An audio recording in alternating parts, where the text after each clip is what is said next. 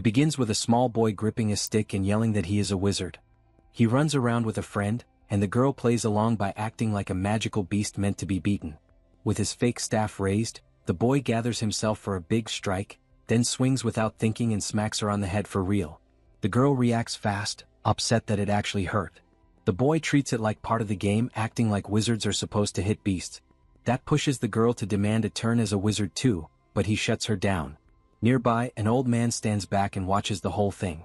Not long after, the elder, Labus, remarks that the kids are overflowing with energy that morning. The two children rush over and ask what it takes to become wizards, but Labus makes it clear it doesn't work like that.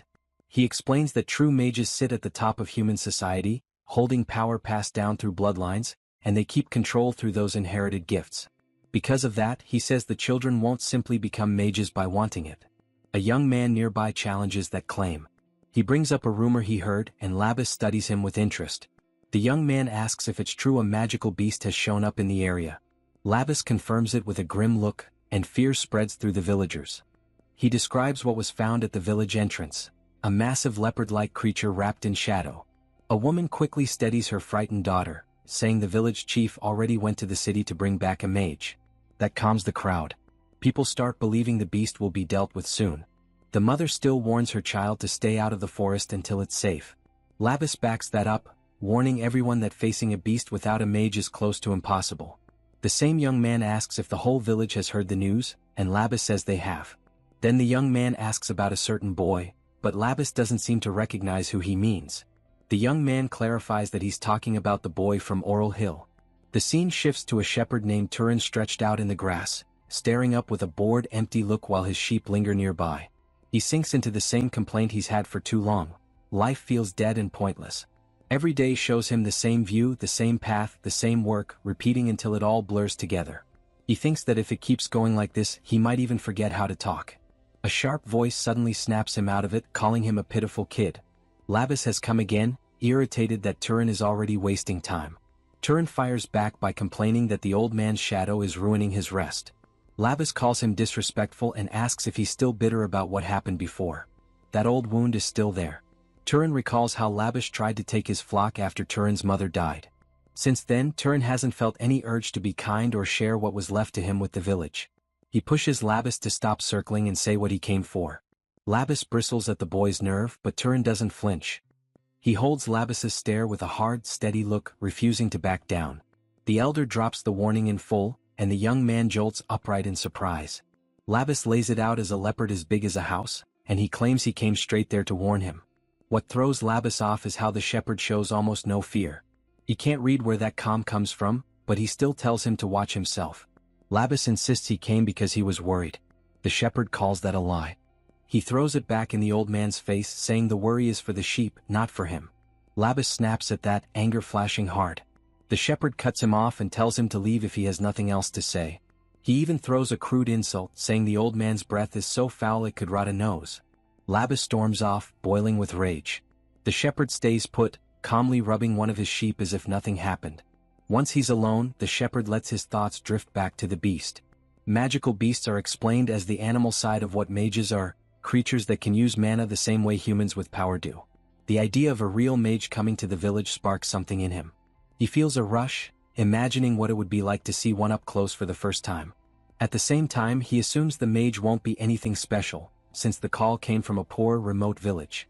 Still, curiosity bites at him. He wonders how strong that mage will be. Then a strange smell slides into the air and pulls his attention hard. His body reacts before his mind fully catches up. The scent feels wrong, sharp enough to raise his pulse. He recognizes it fast. He looks up at the sky and takes it in like a warning that hits his blood. As dusk settles, he makes a choice and follows that scent into the forest to find out what happened. He moves along the dirt path with care, tracking the trail through the trees. Each step confirms he's going the right way. The smell thickens as he pushes deeper, heavier with every breath, until it starts to feel like it's clinging to the inside of his mouth. Then he stops cold. Ahead, he finds Labus and other villagers sprawled out, torn up by a brutal attack. The shepherd's stomach drops. He never expected the source of that smell to be Labus himself. He scans the damage and sees it clearly. No normal wild animal could do this. The wounds, the force, the destruction all point to one thing. This was the work of a magical beast, not some common predator. A strange sound cuts through the quiet. The shepherd tightens instantly, fully alert. From the darkness, a massive paw slides forward, claws long and sharp, moving slow like it knows it owns the place. A huge black creature steps out next, its shape heavy and wrong, its presence crushing the air around it. The magical beast reveals itself completely, standing in front of the young shepherd. Right then, the story jumps back to the little boy from earlier, now asking how strong those beasts really are.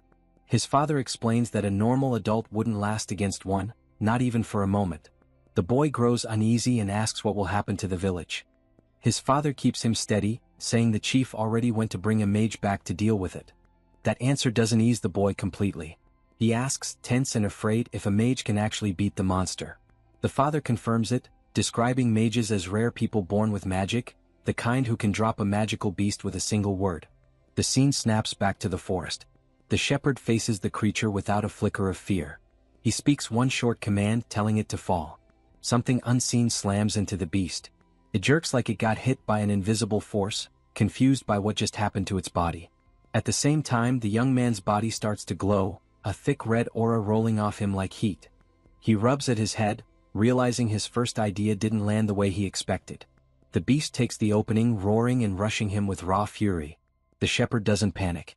He throws another command, telling the giant thing to stop.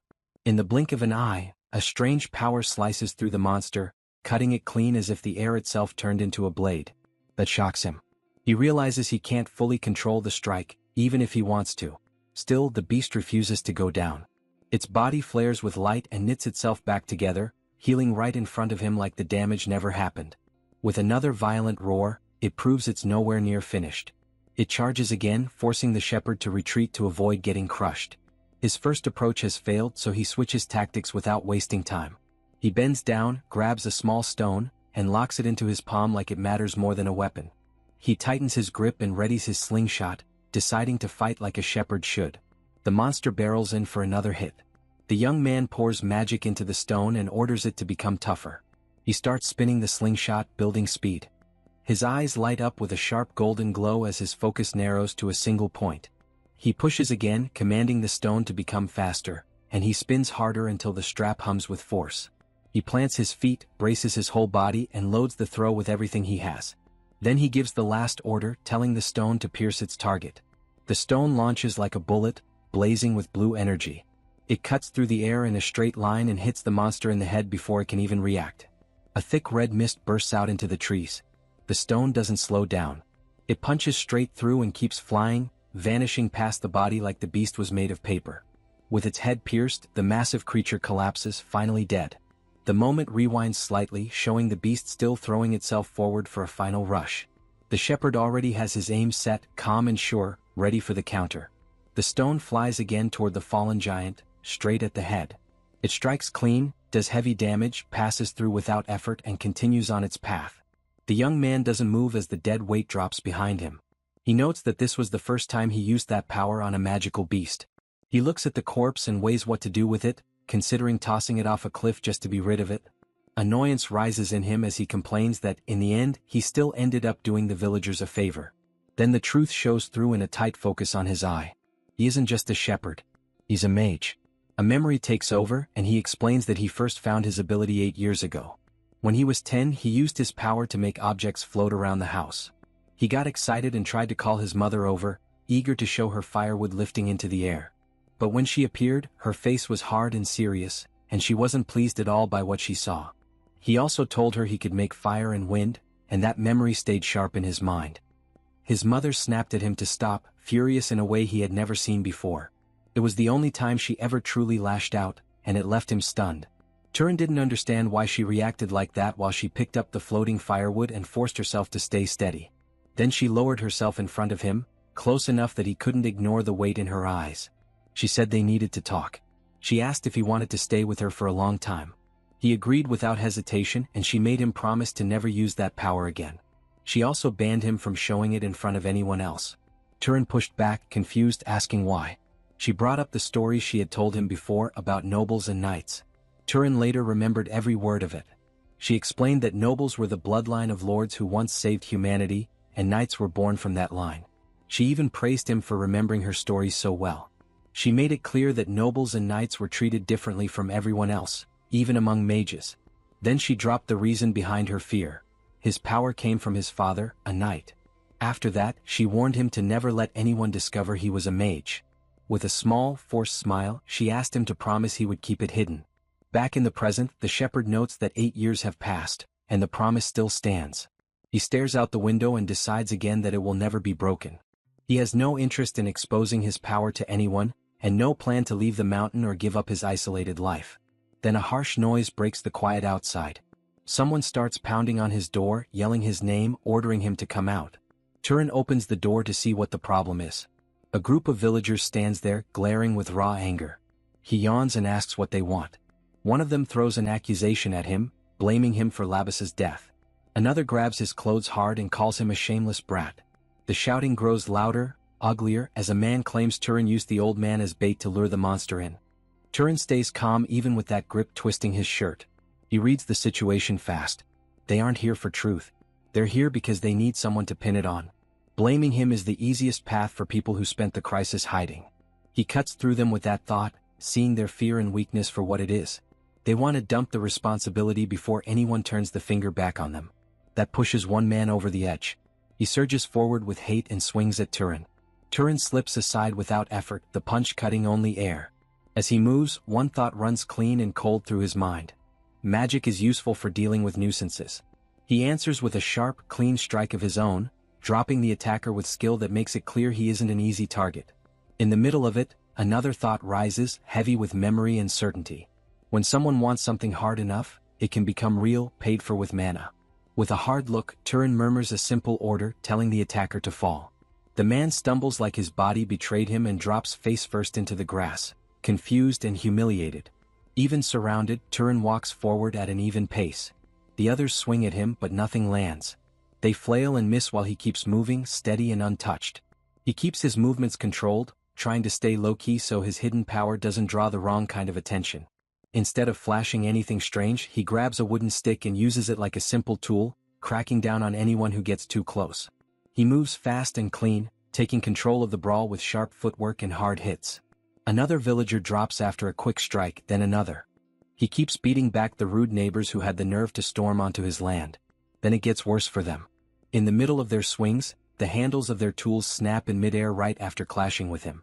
The whole group ends up dumped onto the grass, sprawled out and groaning. Turan watches them from above and thinks about how long he has lived like this, 8 years of keeping his secret buried. He looks at the defeated men and makes it clear he has spent all that time hiding what he really is. He tells them to stop wasting energy on this and use it to prepare Labas's funeral instead. A group of women shows up next. Turan asks if they came to fight too, but they shut that down right away. One of them says they only wanted to see him. That leaves him quiet for a moment. Then he tells them to drag the idiots away and steps back inside, shutting the door on the mess. Alone again, he thinks about how going to the village will be a headache. They'll try to turn this into bargaining, twisting the situation to squeeze something out of him. He doesn't care. If they try anything, he can just beat them down again. He figures the beating was rough enough that they won't come back soon. A knock hits the door. For a second he assumes they really have lost their minds. But the sound is different, heavy, steady, confident. Whoever is outside isn't there to whine or threaten. Turan yanks the door open, already angry, ready to hurt someone. A stranger stands there. A bearded man in travel-worn clothes, calm eyes and a sword at his side. The man apologizes and asks to stay for a while because he's traveling.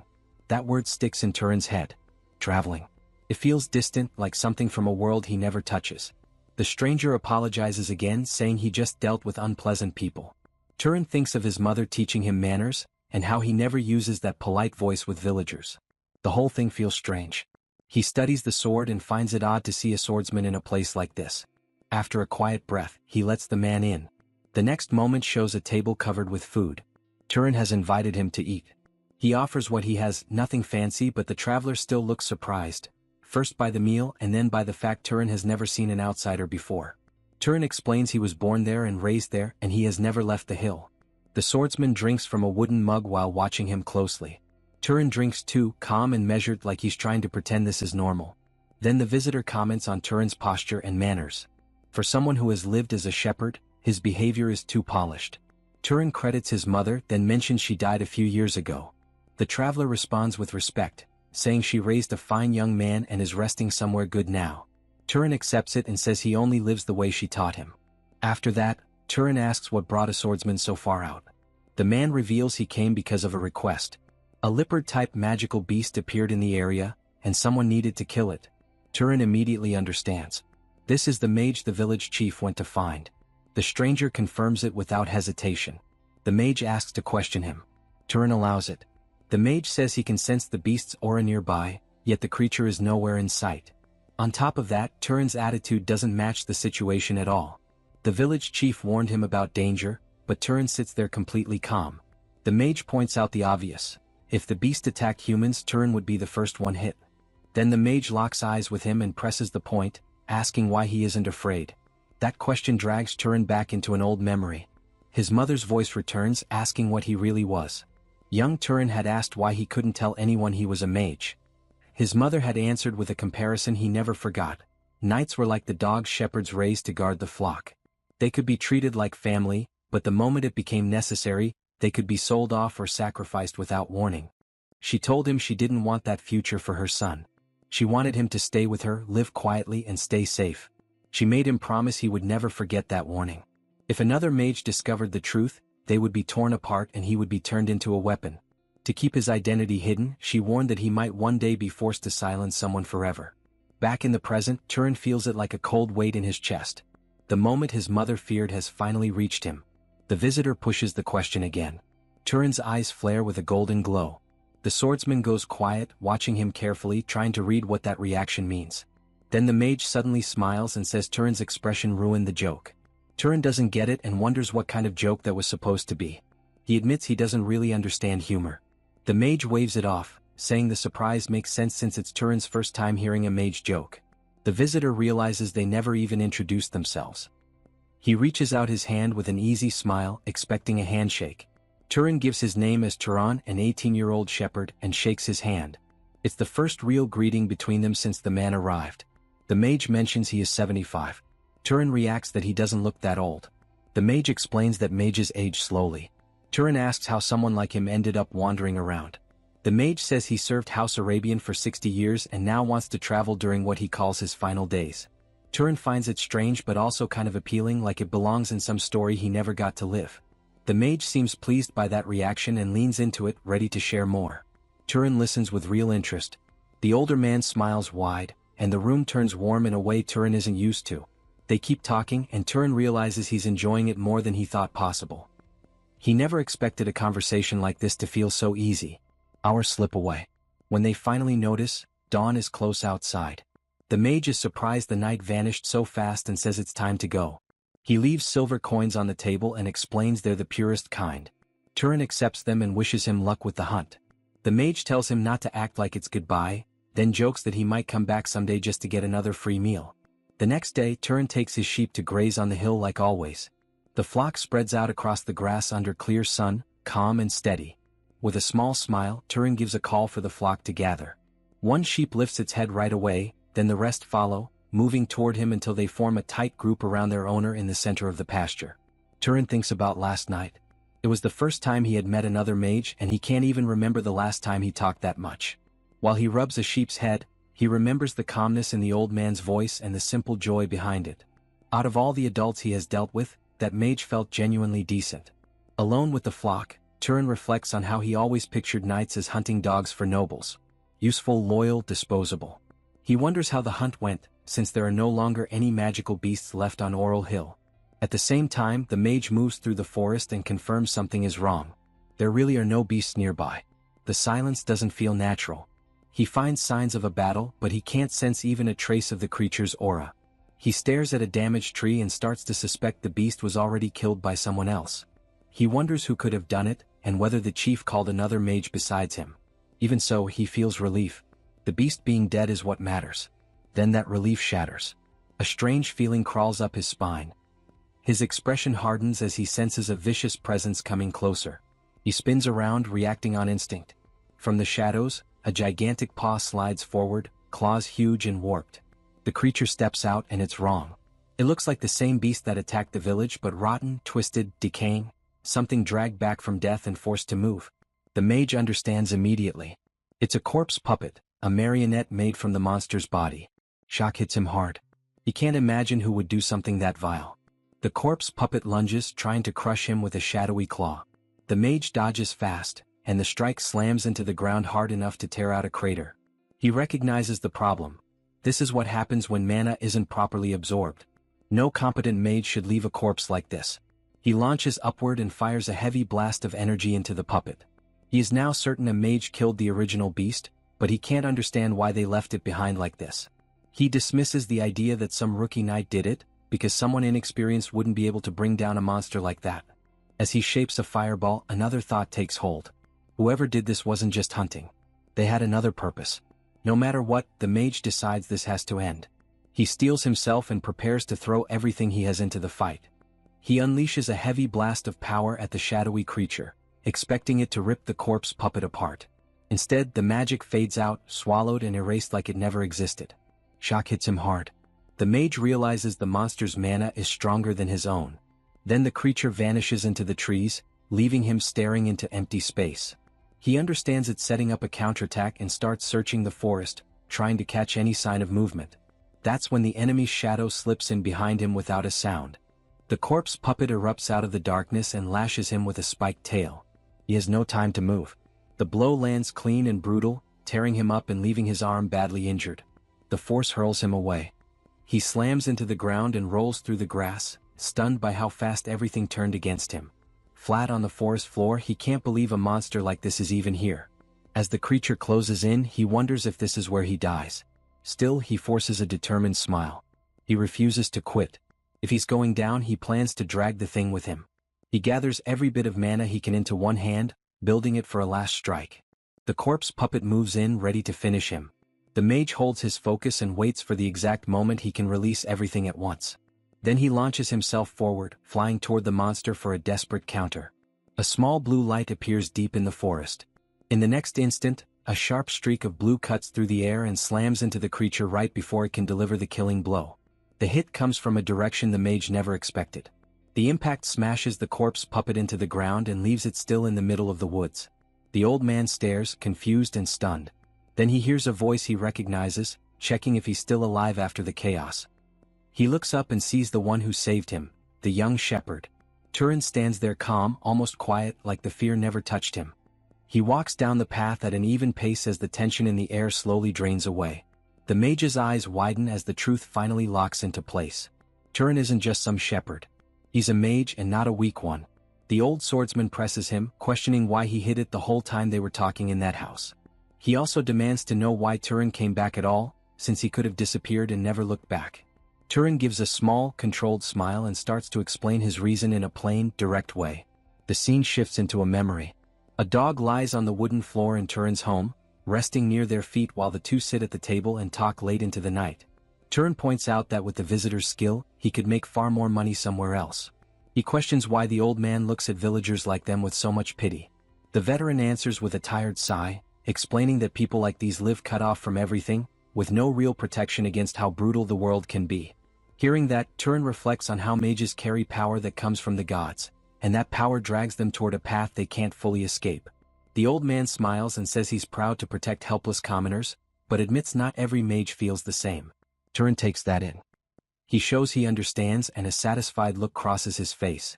He recognizes that in a world this big, everyone has their own way of thinking and their own way of living. Back in the present, the final clash ends with a violent shockwave that sweeps through the forest, sealing the victory and wiping out the remaining threat. Still running through the trees, the wounded mage warns that they need to flee, because that creature was on an entirely different level. He says only a noble could bring something like that down and tells the young man to warn the village chief. The swordsman stays behind, ready to face the monster alone and buy time for the escape. Even as he braces himself, he admits he was talking tough and has no idea how long he can actually last. Turan cuts in and shuts that down. He tells him to stop worrying because it's already under control. If the last strike worked, then they're fine. A stone nearby starts to glow, answering his confidence with proof. That stuns the swordsman. He realizes Turan wasn't even close to using his full strength. The veteran knight, Korn, understands it wasn't some random meeting at all. Then more stones lift off the ground, floating in the air with intense blue energy. Turan finally lets his power show, and it becomes obvious he isn't some helpless runaway or a minor talent hiding in the hills. Turan smiles and admits he wanted to test his own limits too. With rocks hovering around him like a halo of weapons, he steps forward to face the massive shadowy creature head-on, calm and certain. Korn tries to shut it down, warning that the enemy is too strong. He insists they should fight together. But the monster doesn't wait. It charges straight at Turan. Turan answers first. A thick beam of blue power tears through the air. Korn can barely follow it. He realizes he would only slow Turan down now. So he lowers his glowing hand and stops forcing himself into the front line. His role changes on the spot. If he can't win this fight himself, then he can at least make sure Turan survives it and grows from it. Then Turan releases a crushing wave of mana that rips through part of the forest. Trees and ground suffer under the blast. Even after that, Turan clicks his tongue in irritation because it didn't do what he expected. He tries to finish with a kick, but his leg passes through the creature like it's smoke. No damage. No resistance. Korn shouts the truth into the chaos. A phantom can't be hurt by physical hits. Turan keeps his eyes on the advancing shape and asks how he's supposed to kill something like that. Korn tells him to use fire. He adds that lightning can work too. Turan extends his hand and flame slams into the monster, but it still doesn't look affected. Turan complains that it isn't working. Korn tells him he's missing the point. To affect a living thing with power, there has to be a cause. It isn't just throwing energy. It's building the right chain that lets the force stick. Then Korn freezes as understanding hits him all at once. Turan never absorbed the beast's mana. That mistake is what allowed it to become a phantom. The old mage is shaken by what he's seen. Turan is already this strong without real training, without proper technique, without the basics drilled into him. Korn yells for him to create fire and then launch it properly at the creature. Making fire is simple. Controlling it is what takes years. Turan does it instantly. No hesitation. No struggle. He forms it like it's natural, like he's been doing it forever. Then he stomps down hard, grounding himself, loading his body for a clean strike. With one sharp motion, he sends a fireball flying with full force toward the shadowy monster. The fireball slams into the creature's eye with perfect aim, triggering a violent blast that floods the air with flames. The phantom's body starts to burn away, its shadowy form breaking apart as the fire eats through it. Korn shouts for Turan to stay locked in and keep feeding mana into the flames. If anything remains, the phantom can persist. Turan hardens his focus and forces more power into the burning mass, refusing to let it escape. The heat surges. A swirling storm of fire finishes the job, and the creature is erased completely. With the threat gone, Korn finally lets himself breathe and celebrates. He points out how absurdly strong that phantom was, high-level and dangerous, yet the young shepherd still brought it down on his own. Turan asks if it's truly over. Korn looks at him with fresh respect, impressed by what he just witnessed. Then Korn gives a warning. If Turan doesn't absorb the mana left behind, he risks facing another phantom. Turan asks how to do it.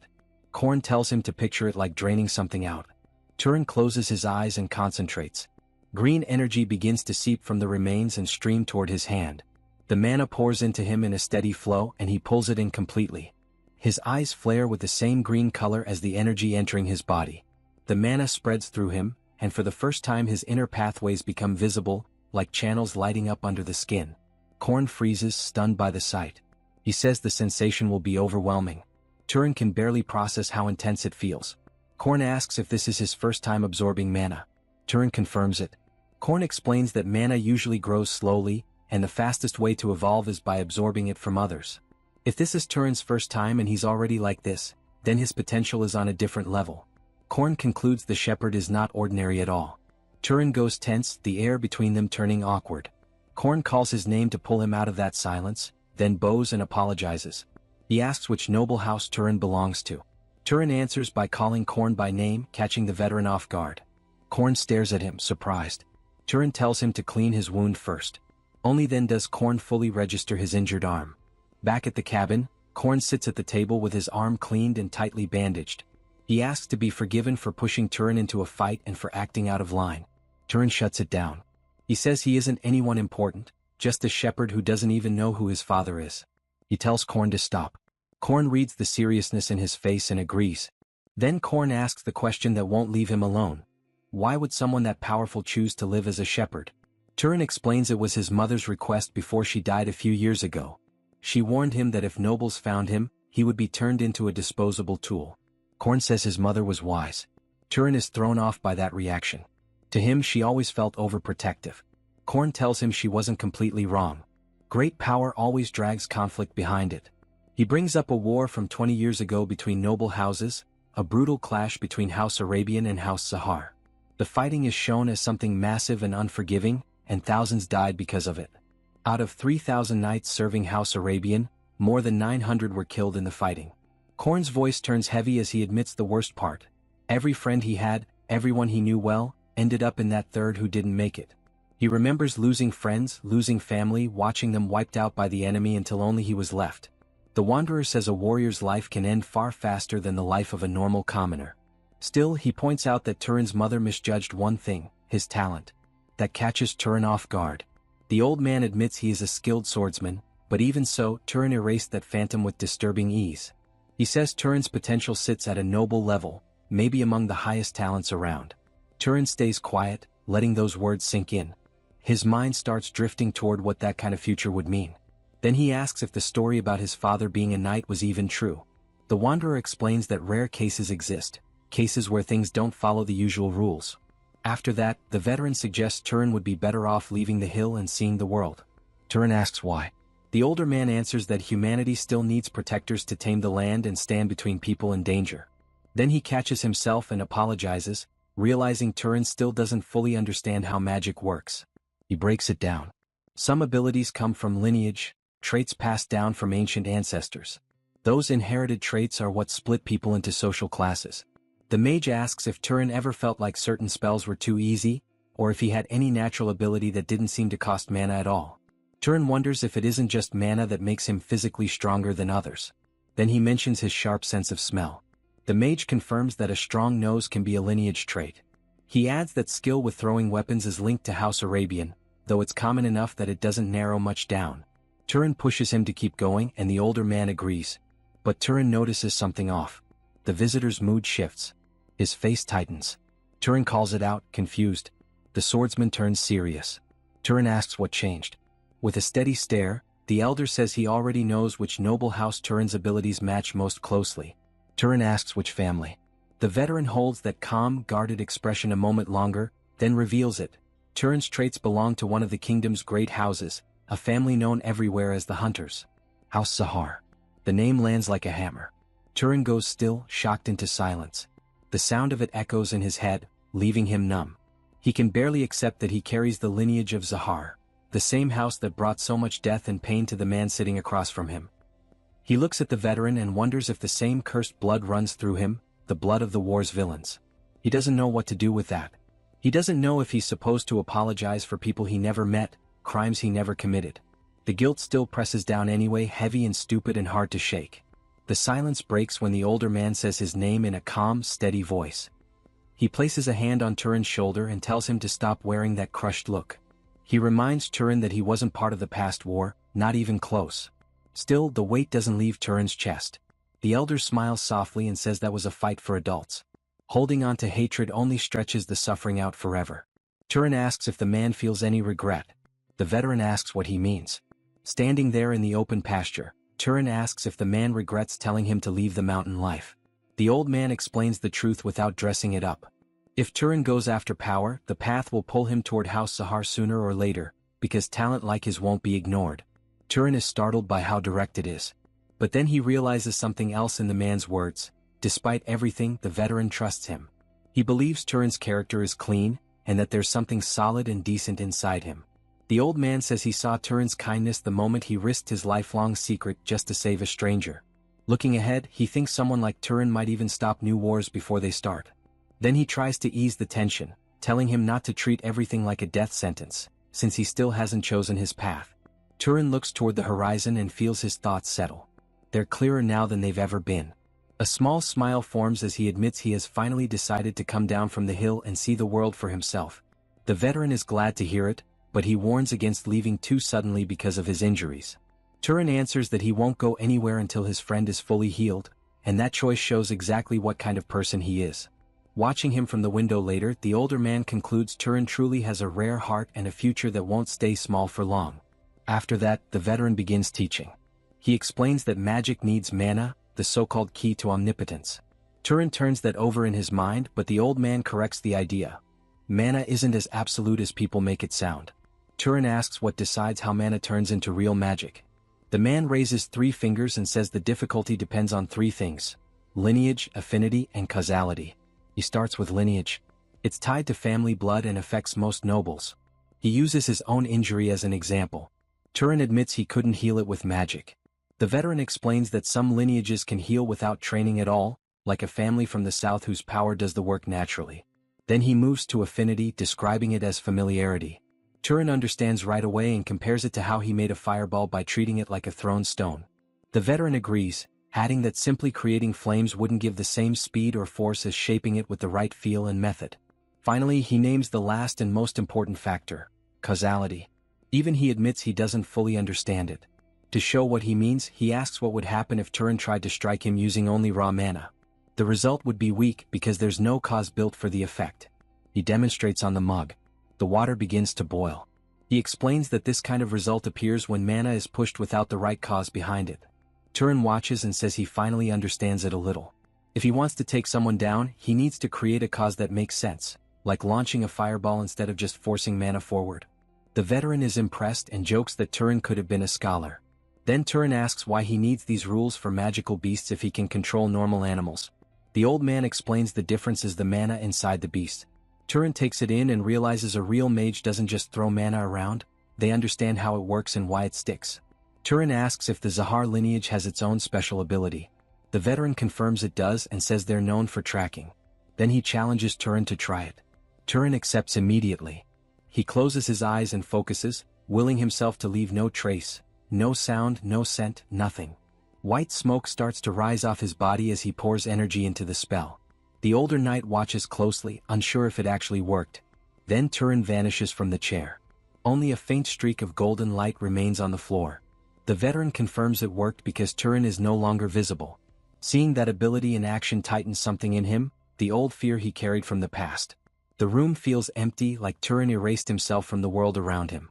A moment later, Turan reappears in a flare of light, proving the spell held.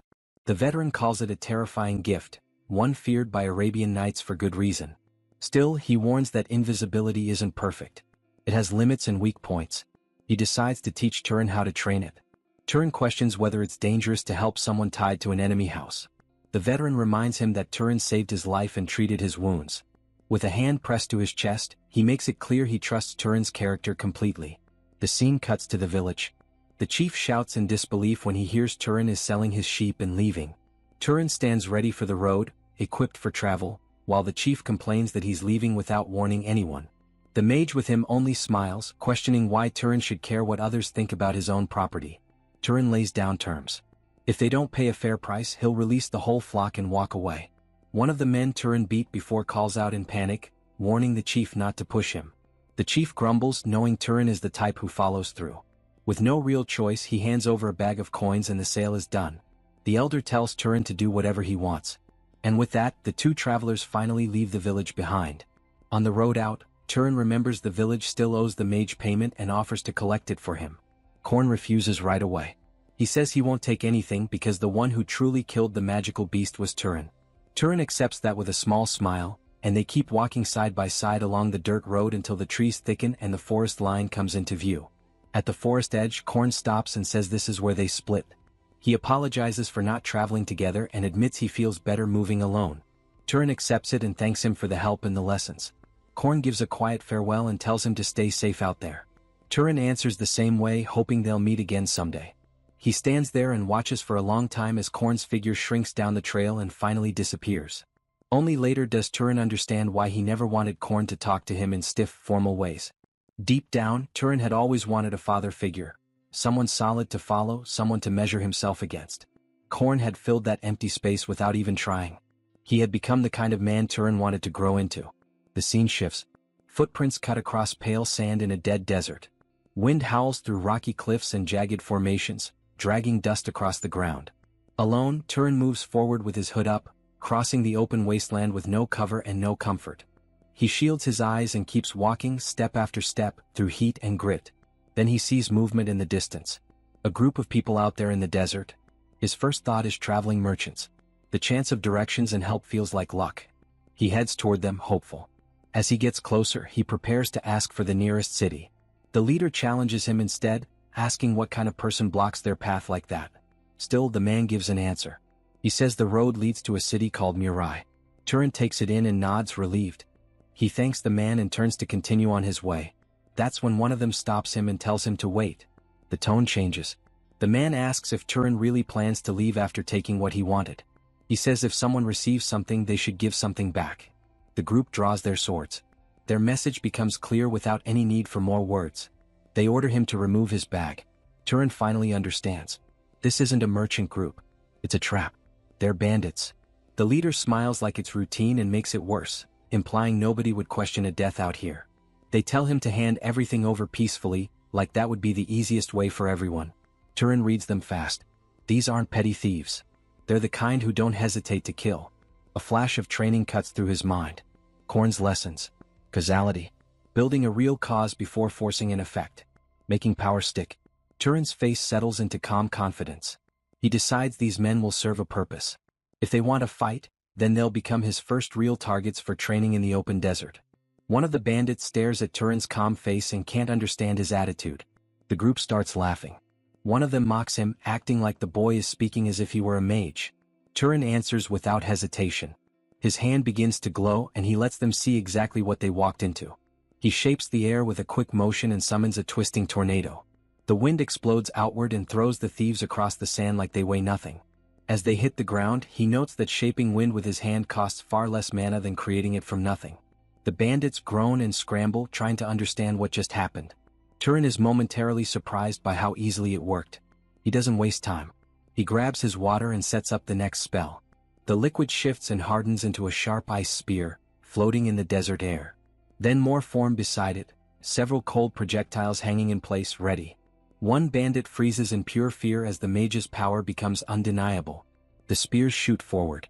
One of the thieves is pierced clean and drops, finished on the sand. Turan judges the result without emotion, thinking the spell would be even better near a real source of water, and that throwing rocks still feels stronger.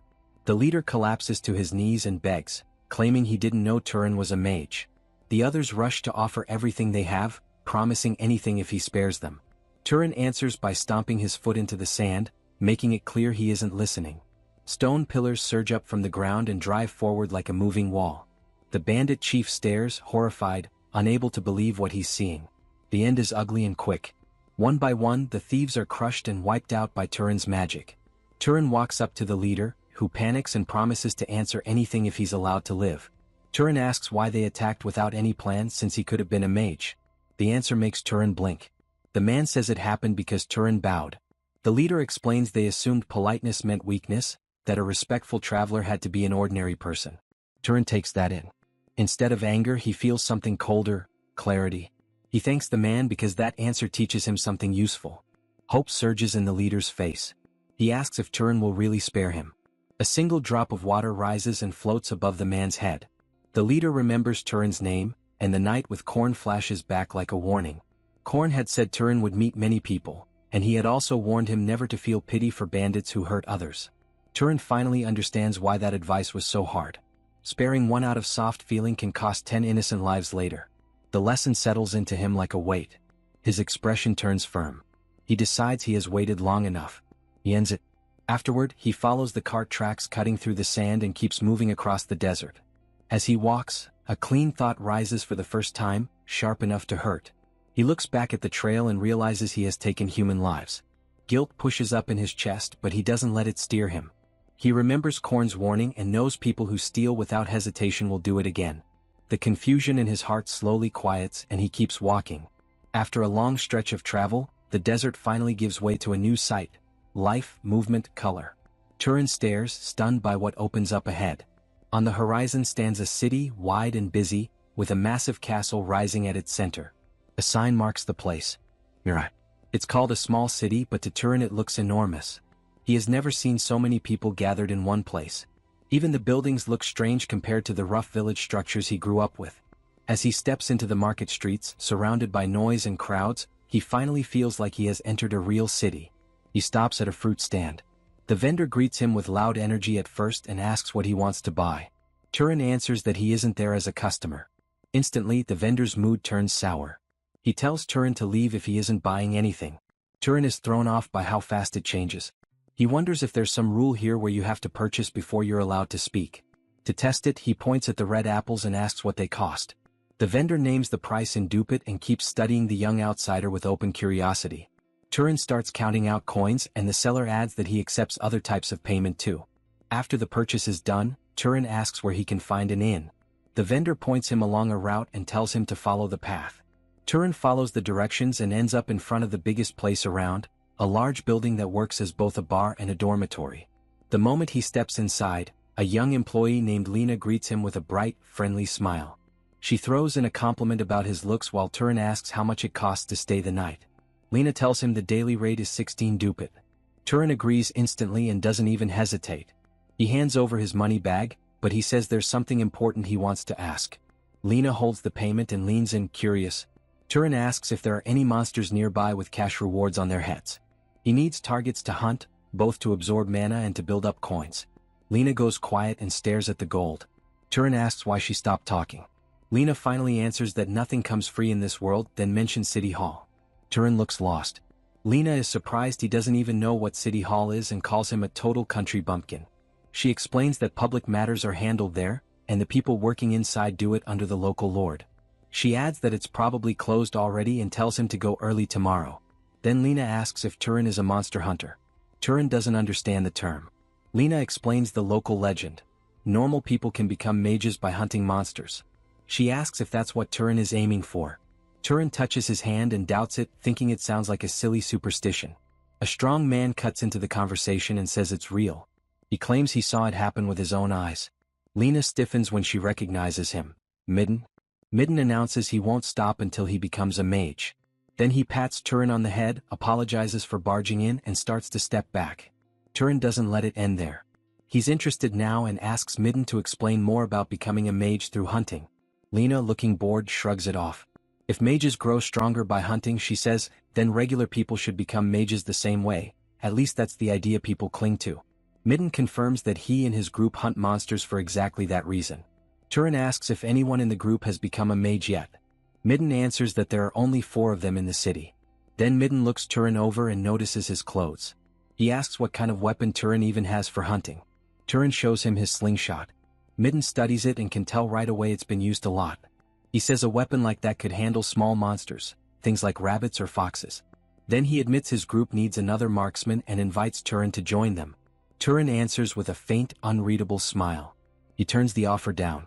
Later, he's shown lying in his room trying to rest. Staring at the ceiling, he thinks about how the day turned into one surprise after another. He looks at his backpack and still can't fully believe he really left his village behind. He wonders what comes next and blue mana flickers around his hand. 2 knocks hit his door. Turan sits up at once, alert, and calls out to ask who's there. Korn's warning flashes back in his mind, never drop your guard, not even in an inn. A city isn't automatically safe just because it looks busy. The lesson lands again loud and clear. Turan draws his mana in, steps toward the door, and prepares to open it carefully. Turan doesn't swing the door open. He cracks it just enough to peek through, keeping himself hidden. His eyes stay sharp and tense as he checks who's outside. To his surprise, it's only Lena, the inn attendant. She smiles and asks if he was already asleep. Turan looks confused. Lena says she came to warm him up, because she assumed his room was cold. Turan asks what she means. Lena answers with a suggestive look, saying it's exactly what it sounds like. She lingers in the doorway with a shy posture and offers to stay with him for money. Turan asks what happens if he isn't interested. Lena steps closer and says he shouldn't pretend, claiming his face gives him away. Turan doesn't react the way she expects. He shuts his eyes and pulls on a calm, blank expression, like a monk who has cut off all desire. Lena freezes, shocked into silence by how unnatural his reaction is. Another memory flashes up, Korn yelling at him not to do that. Korn had warned him that many girls like that carry illnesses and trouble. Turan remembers the lesson clearly, don't let desire drag him into something stupid. Lena leaves in a huff. Turan lies back down and thinks the city isn't easy either. First the fruit seller, now Lena. The place feels cold, quick to bite. Elsewhere, one of the monster hunters questions his leader. He asks why the boss wanted to bring the newcomer along when he doesn't look useful. Maidon answers that the boy's arrogant attitude would make him perfect bait. But the truth slips out too. The newcomer reminded him of his younger self and he worried about that flimsy weapon. If the rookie stayed near him, maybe he'd survive a little longer. Back in his room, Turan hears the conversation through the wall. A slight smile pulls at his mouth. Maybe the city isn't as heartless as he thought. The next day, Turan heads to the city hall to start for real. Inside, an employee greets him politely and asks what he needs. Turan asks if he's an official. The man answers with a look that says the question is obvious. Turan gets straight to the point. He says he came to hunt monsters. The official looks surprised. Turan recalls Korn's warning again. This world won't be kind for no reason. Korn had said the way to be treated well is simple. Show people you're a mage and respect follows. Turan holds that thought as the official hands him a paper with a hunting request. The man warns him not to take the poster, only read it and return it. Turan studies the drawing and asks if it's a crow. The official mocks him, asking if it looks like a cat. Then he gives a real warning, bring the monster's body back. If the mana isn't handled, it can turn into a phantom. Turan says he already knows. Leaving a magical beast corpse behind carries a death penalty. He remembers the disaster before and states he won't repeat that mistake. He asks why the knights aren't the ones hunting. The official says they don't have time because their job is keeping order inside the city, not chasing threats outside. He looks down on Turan and says this kind of work is for outlaws like him. Turan leaves. The official watches him go and assumes another corpse will end up outside. Then everything flips. A crow-like monster's eye snaps open with a sharp, sinister glow. Then the scene shows it already dead on the hall floor, a huge wound torn into its chest. Employees stare down at the body, stunned. They can't believe how fast it happened. Turan has already returned with the corpse. Turan confirms he killed it alone and asks how to claim the reward. The official stammers and says they'll pay. He hands over a bag of coins and tells Turan to get some rest. Other workers inspect the body and note the wings are still intact, impressed by the clean condition. Then someone notices Turan hasn't left. He's still standing there. The receptionist asks why he's still in the hall instead of heading back to the inn. Turan asks if there are any other monsters worth hunting nearby. The official is stunned by the question. He can't believe the young man is still asking for more hunts after coming back that fast. The scene shifts to the inn. The most expensive dishes on the menu are spread across a table. Lena sets down a full feast and admits she never imagined someone like him would take down 30 monsters in 3 days. She comments that he must have made a fortune. Turan eats without holding back. Even while enjoying the food, Turan stays serious. Coins aren't his real goal. He's after mana. That's what matters to him, and absorbing it has already made him far stronger. He can feel it clearly, his mana has multiplied since meeting Korn. But he also senses a ceiling approaching. Weak creatures aren't going to push him much further. Lena doesn't really understand what he's talking about. The owner and Lena stare at the table afterward, shocked that he cleared everything alone.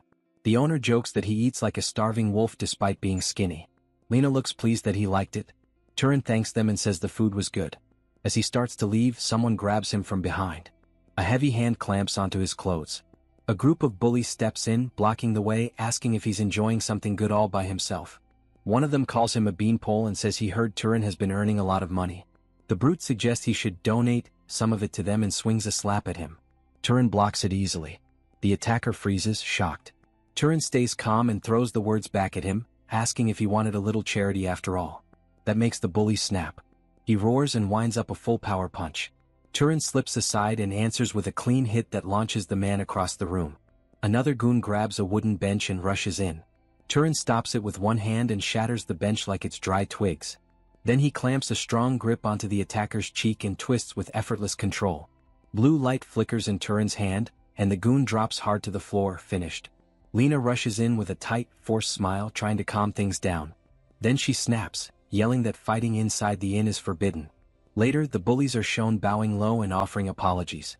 Back in Turan's room, Midden shows up and says he already dealt with them and it won't happen again. He explains they've been short on money and got jealous seeing Turan's winnings. The two goons stammer out their apologies. Turan asks if things are really that rough. Midden admits they're tight. He clenches his fist and says in about 3 days he'll scrape together enough to pay for the room, but it's his own problem. Turan holds out a bag of coins with a small smile. Midden stares, stunned. Turan says it's payment for Midden's kindness earlier for inviting him. Midden asks how Turan knew. Turan repeats the rule of the city. Nothing is free in this world. Then he asks for information in return. Midden brightens, saying that's what he does best. The scene cuts to a wide view of Mirai, its buildings packed together under the shadow of the castle. Turan stands on a cliff preparing to move, thinking this might be his last hunt in the city. Midden has already given him details about the next city, so it's time to go. Turan admits that information was worth it. He also decides Midden is a good man. When he compares him to Korn, he feels the difference. Midden is less experienced but in some ways more open and kinder. Then Turan's eyes widen. A familiar scent hits him, sharp and wrong. His stomach tightens. Hoping he's mistaken, he takes off at full speed into the forest. He finds huge claw marks ripped into a tree, clear signs of a fight. His expression turns hard as he follows the trail of destruction deeper into the woods. Then he finds it. A horrible scene. Someone is down, badly injured. Turan recognizes him as one of Midden's hunters. He studies the area with a cold, focused stare, trying to piece together what happened. The man's eye is lifeless. He didn't survive. Coins lie scattered nearby, half buried in dirt and splashed across ground stained bright red. Crouched beside the blood-stained ground, the young mage tries to make sense of what happened to Medon and his team. The signs are wrong. Too much damage. Too fast. Then a faint sound cuts through the silence. He turns and finds another hunter barely alive, slumped behind a tree. The man forces out one last word with the little strength he has left. Rabbit. It doesn't make sense at first. Then a brutal image flashes through the scene, an oversized rabbit with a mouth smeared red. The young man scans the area again and spots more bodies. Too many. All torn apart. This wasn't a normal ambush. They were slaughtered by a monster. A shape moves. A giant rabbit-like creature steps out, red eyes burning, horns rising from its head like twisted crowns. The young mage pivots immediately, squaring up to face the killer. The beast attacks without warning. It explodes forward at a terrifying speed, closing the distance in a blink. The young man is caught off guard by how fast it is and barely manages to react. He slips away at the last moment.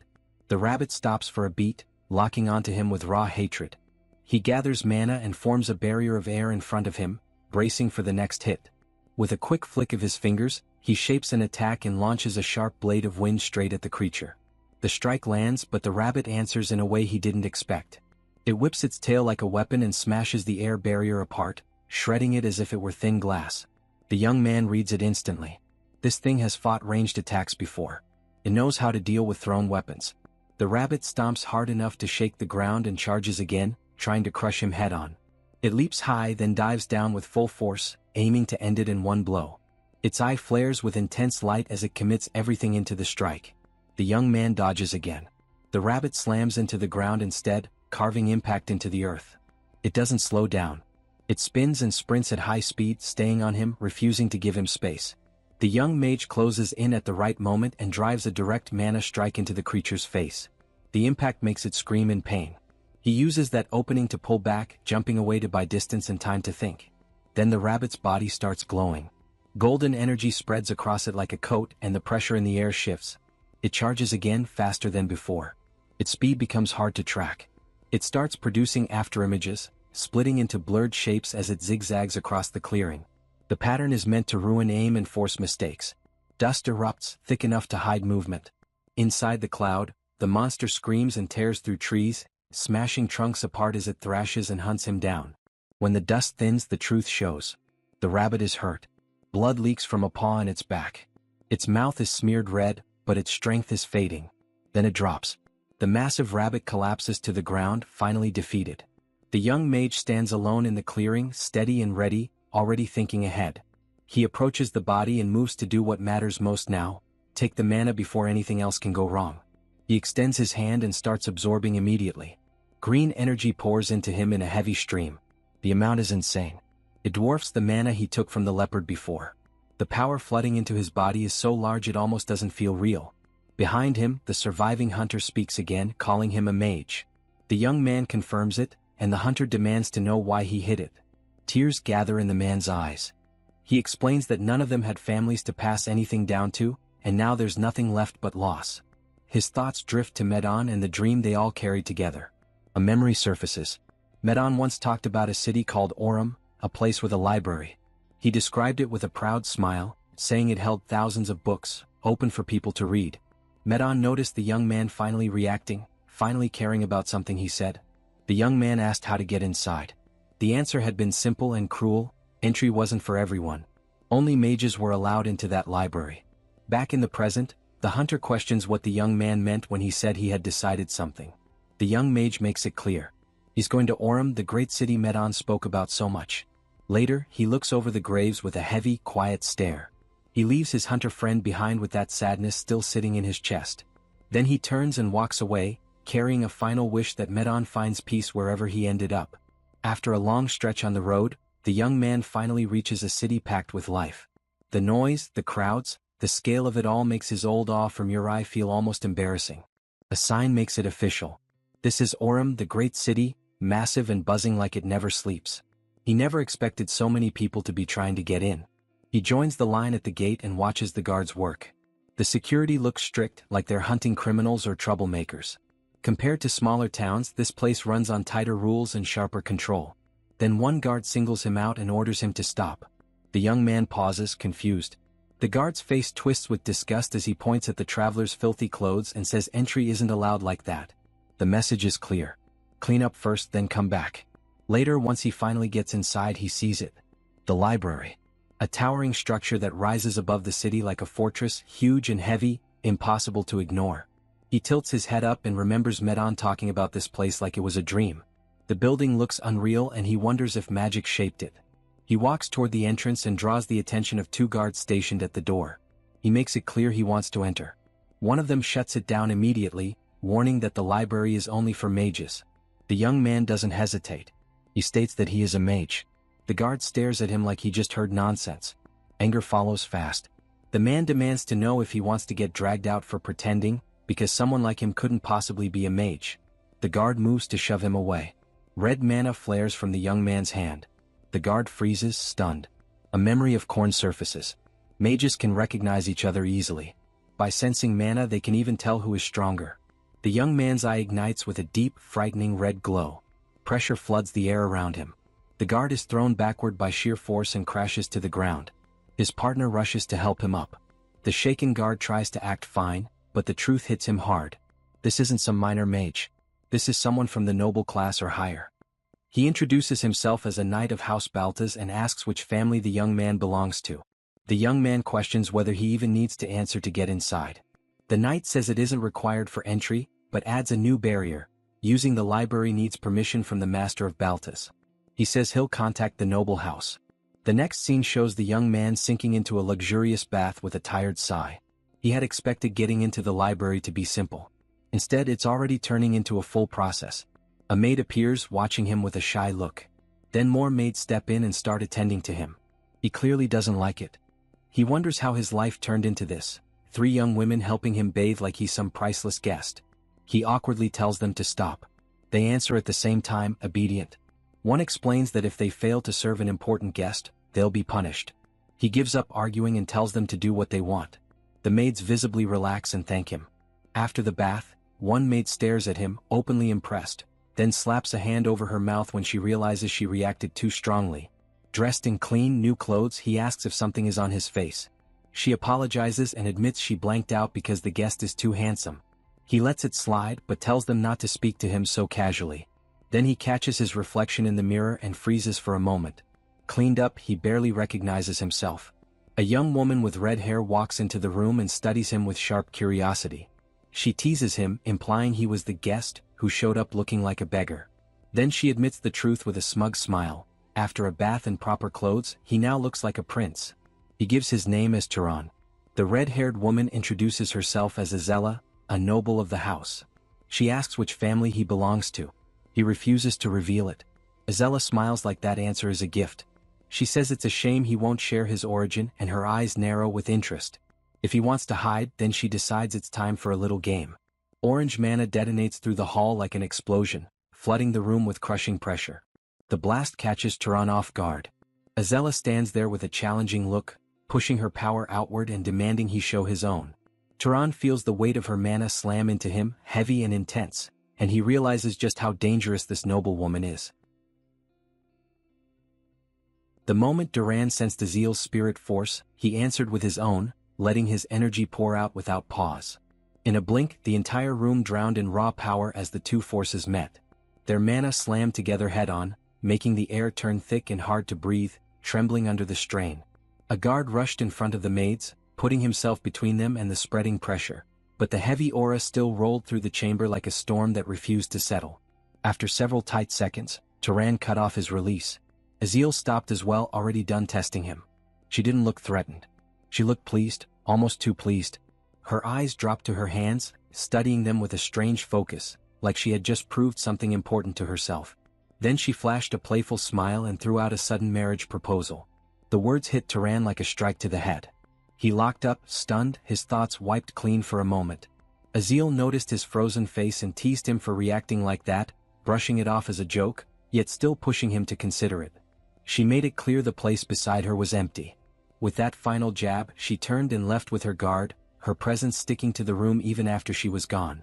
Turan stayed where he was, stuck in place, trying to untangle what she meant. He glanced down at his hand, feeling the faint aftershiver from their clash still lingering in his body. Doubt slid into his mind as he quietly weighed what he had just felt. Her mana matched his. If that was true, then maybe this level of strength wasn't rare here. The scene shifted to a different room. A man waited there in calm silence, Rug Valtas, the Lord of Orem. When Turan entered, the noble received him with steady composure, acknowledging that Turan already knew who he was. Rug repeated Turan's name as if testing how it sounded, then went straight to the point. Turan wanted access to the library. Rug didn't waste time feeding fantasies. People came chasing rumors, so he shut them down early. There was no hidden ancient miracle inside that library. No secret method to skyrocket mana overnight. Turan listened without flinching. He accepted it outright, making it clear he hadn't come for cheap shortcuts in the first place. Rug studied him for a moment, then allowed it. Nothing inside was confidential to the house anyway. Still, the day was already late. Turan would rest and return tomorrow, and Rug asked if that was fine. Turan showed real gratitude, bowing his head, promising he wouldn't forget the kindness. The next day, the Grand Magic Library came into view. Turan walked toward the immense tower, its height stabbing into the sky like it was built to challenge the heavens. At the entrance, the guards checked him and confirmed his pass, welcoming him into the Sky Library. Turan pushed the doors open and stepped inside. His body stopped on instinct. Rows and rows of books rose above him in a massive circular design, climbing upward in a spiral that looked like it never ended. The air felt old and heavy with time, carrying the dry scent of parchment and knowledge sealed away for centuries. Turan had never seen anything like it. Awe slipped out of him before he could hold it back as he took in what the place truly was. Then a voice came from nearby, greeting him by name. He turned and found a young girl standing there. She introduced herself as the librarian, chosen by the Lord to manage the library, and stated she would explain the rules for using it. She claimed the rules were simple. Turan stared, thrown off. In his mind, the disbelief hit fast. This kid was the librarian? She raised one finger and started laying it out. If he damaged anything, he would pay for it. No messing around with books.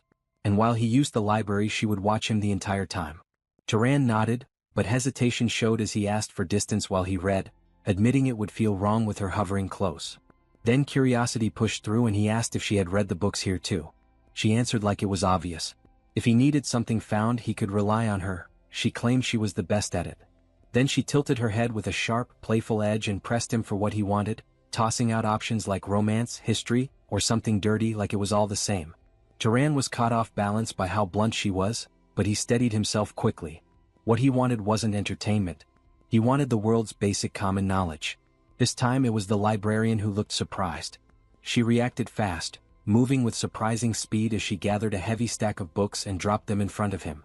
Most of what sat in that library had survived for hundreds of years, which made it useless for anything recent. Still, she guided him toward a section that could at least fill the gaps and give him something close to practical. Turan thanked her with real sincerity. She brushed it off with an easy, casual answer. He picked up one of the books and stared at it like it was a strange tool he had forgotten existed. The thought slipped out of him as if he was relearning something basic. Then he opened it carefully and started reading. The moment his eyes moved across the pages, something lit inside him. The feeling wasn't small. It was sharp, almost hungry. The book wasn't just ink and paper, it was a door. From there, his life fell into a strict routine. Every single day he went back to the library. He stayed for hours, reading until it became normal, until it became necessary. Day after day, he drowned himself in the knowledge packed into those ancient walls. Little by little, the world stopped being a fog. He learned the shape of the land, the borders, and the names that mattered. He learned the races that lived in it and how they dealt with each other. He learned how wizards were expected to behave, what manners mattered, and what rules people pretended not to break. He absorbed the methods used to create and process items, how materials were handled, refined, and turned into something useful. He studied monsters that hunted in distant regions and relics that had survived since the ancient empire's time. With every detail he took in, the empty space in his head filled. What used to feel like a wide, unknown void gained form. The blurry parts sharpened. The pieces connected. The world became clearer, heavier, and more real. Then the scene shifted. The Lord stood in front of him again, calm and controlled, checking whether Turan had used the library well. Turan confirmed it with respect. The Lord made something clear right away: this had nothing to do with noble status. Granting access had been goodwill. And now the Lord wanted payment for that goodwill. Turan didn't stall. He made it simple: say what was needed. A monster had appeared north of Orem and had started attacking travelers. Turan met the Lord's eyes and understood the direction immediately, pushing the idea forward without games. The Lord continued, and his face tightened. The Phrenides who were sent to handle it never came back. They were eaten. That meant it wasn't a clean job. It meant someone with real power needed to step in. The Lord's house could only mobilize a small number of people right now, which made the situation worse. Turan agreed without drama. Deep down, the reason was clear: protecting people was part of what a wizard should do. Still, something about it rubbed wrong. It raised a quiet doubt in him. Weren't wizards usually the type to avoid getting involved in problems like this? The Lord added another reason. The northern route mattered. It was a major trade path for Orem, and it had been shut down for 10 days. It needed to be reopened fast. Turan counted it in his head. 10 days. That was before he had even arrived in Orem. The pieces clicked. That explained why the Lord had handed him library access so easily in the first place. The scene shifted again. A large group left the city in an organized procession, moving north toward whatever waited out there. Among them, a comment cut through the march, an observation that the Lord was bold enough to send even a guest to hunt a monster. The voice belonged to Hisaril. She walked at the front with easy confidence, pushing the pace like she owned the road. The tone carried teasing, but there was a sharp edge behind it, like she was poking at something real. It turned into a pointed question about whether their side was truly that unreliable. Then she dismissed it, claiming she wasn't blaming anyone, just calling her father a man who created problems. The man beside her let out an awkward laugh and pushed back, suggesting that calling the Lord a messmaker was a bit much. Hisaril shut it down without effort, clearly not bothered. That same man then turned toward Turan and shifted into a more formal mood, treating it like a proper first meeting. He introduced himself as Marvin Valtas and made it clear he expected to work together. Turan returned the introduction in the same calm manner, and the group continued forward. Hisaril, still leading, kept things simple. She wanted the job finished fast so they could return and rest. While they walked, Marvin leaned slightly closer to Turan and lowered his voice, probing whether Turan had any interest in Marvin's older sister. Turan rejected the idea instantly without hesitation. Marvin looked genuinely relieved, like that answer removed a problem he didn't want to deal with. Then the men at the front threw up a signal for everyone to stop. Ahead of them lay wreckage, what looked like the remains of a destroyed carriage.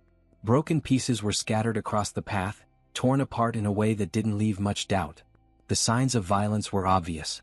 Whatever had hit it didn't do it gently. As they inspected the wreckage, one of them muttered a question about whether the creature was responsible. Another quickly settled on the likely answer. Since their side had blocked travel to the north, the victims had probably come from the south and walked straight into the attack. Turan stayed quiet and studied everything. He checked the scattered debris, the broken path, and the marks left in the dirt. His focus tightened as he read the damage like a message. Then he stated the conclusion with calm certainty.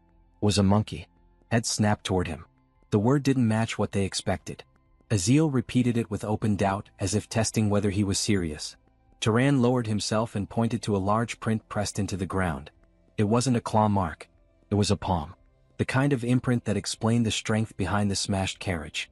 The creature had hit the merchants and slipped back into the forest afterward. If they found the trail and chased it, they could reach it. Hisaril's face tightened. Chasing it meant tracking magic, and she barely had enough control to do something like that. She pushed the question to Marvin. He admitted he couldn't either. Someone mentioned a knight who could handle it, but before the thought finished, Turan stepped forward and took it on himself. Hisaril watched him with sharper interest, probing whether he came from a specific bloodline known for that kind of skill. Turan didn't make a big deal out of it. He simply made it clear he used this method often and had practice. He started immediately.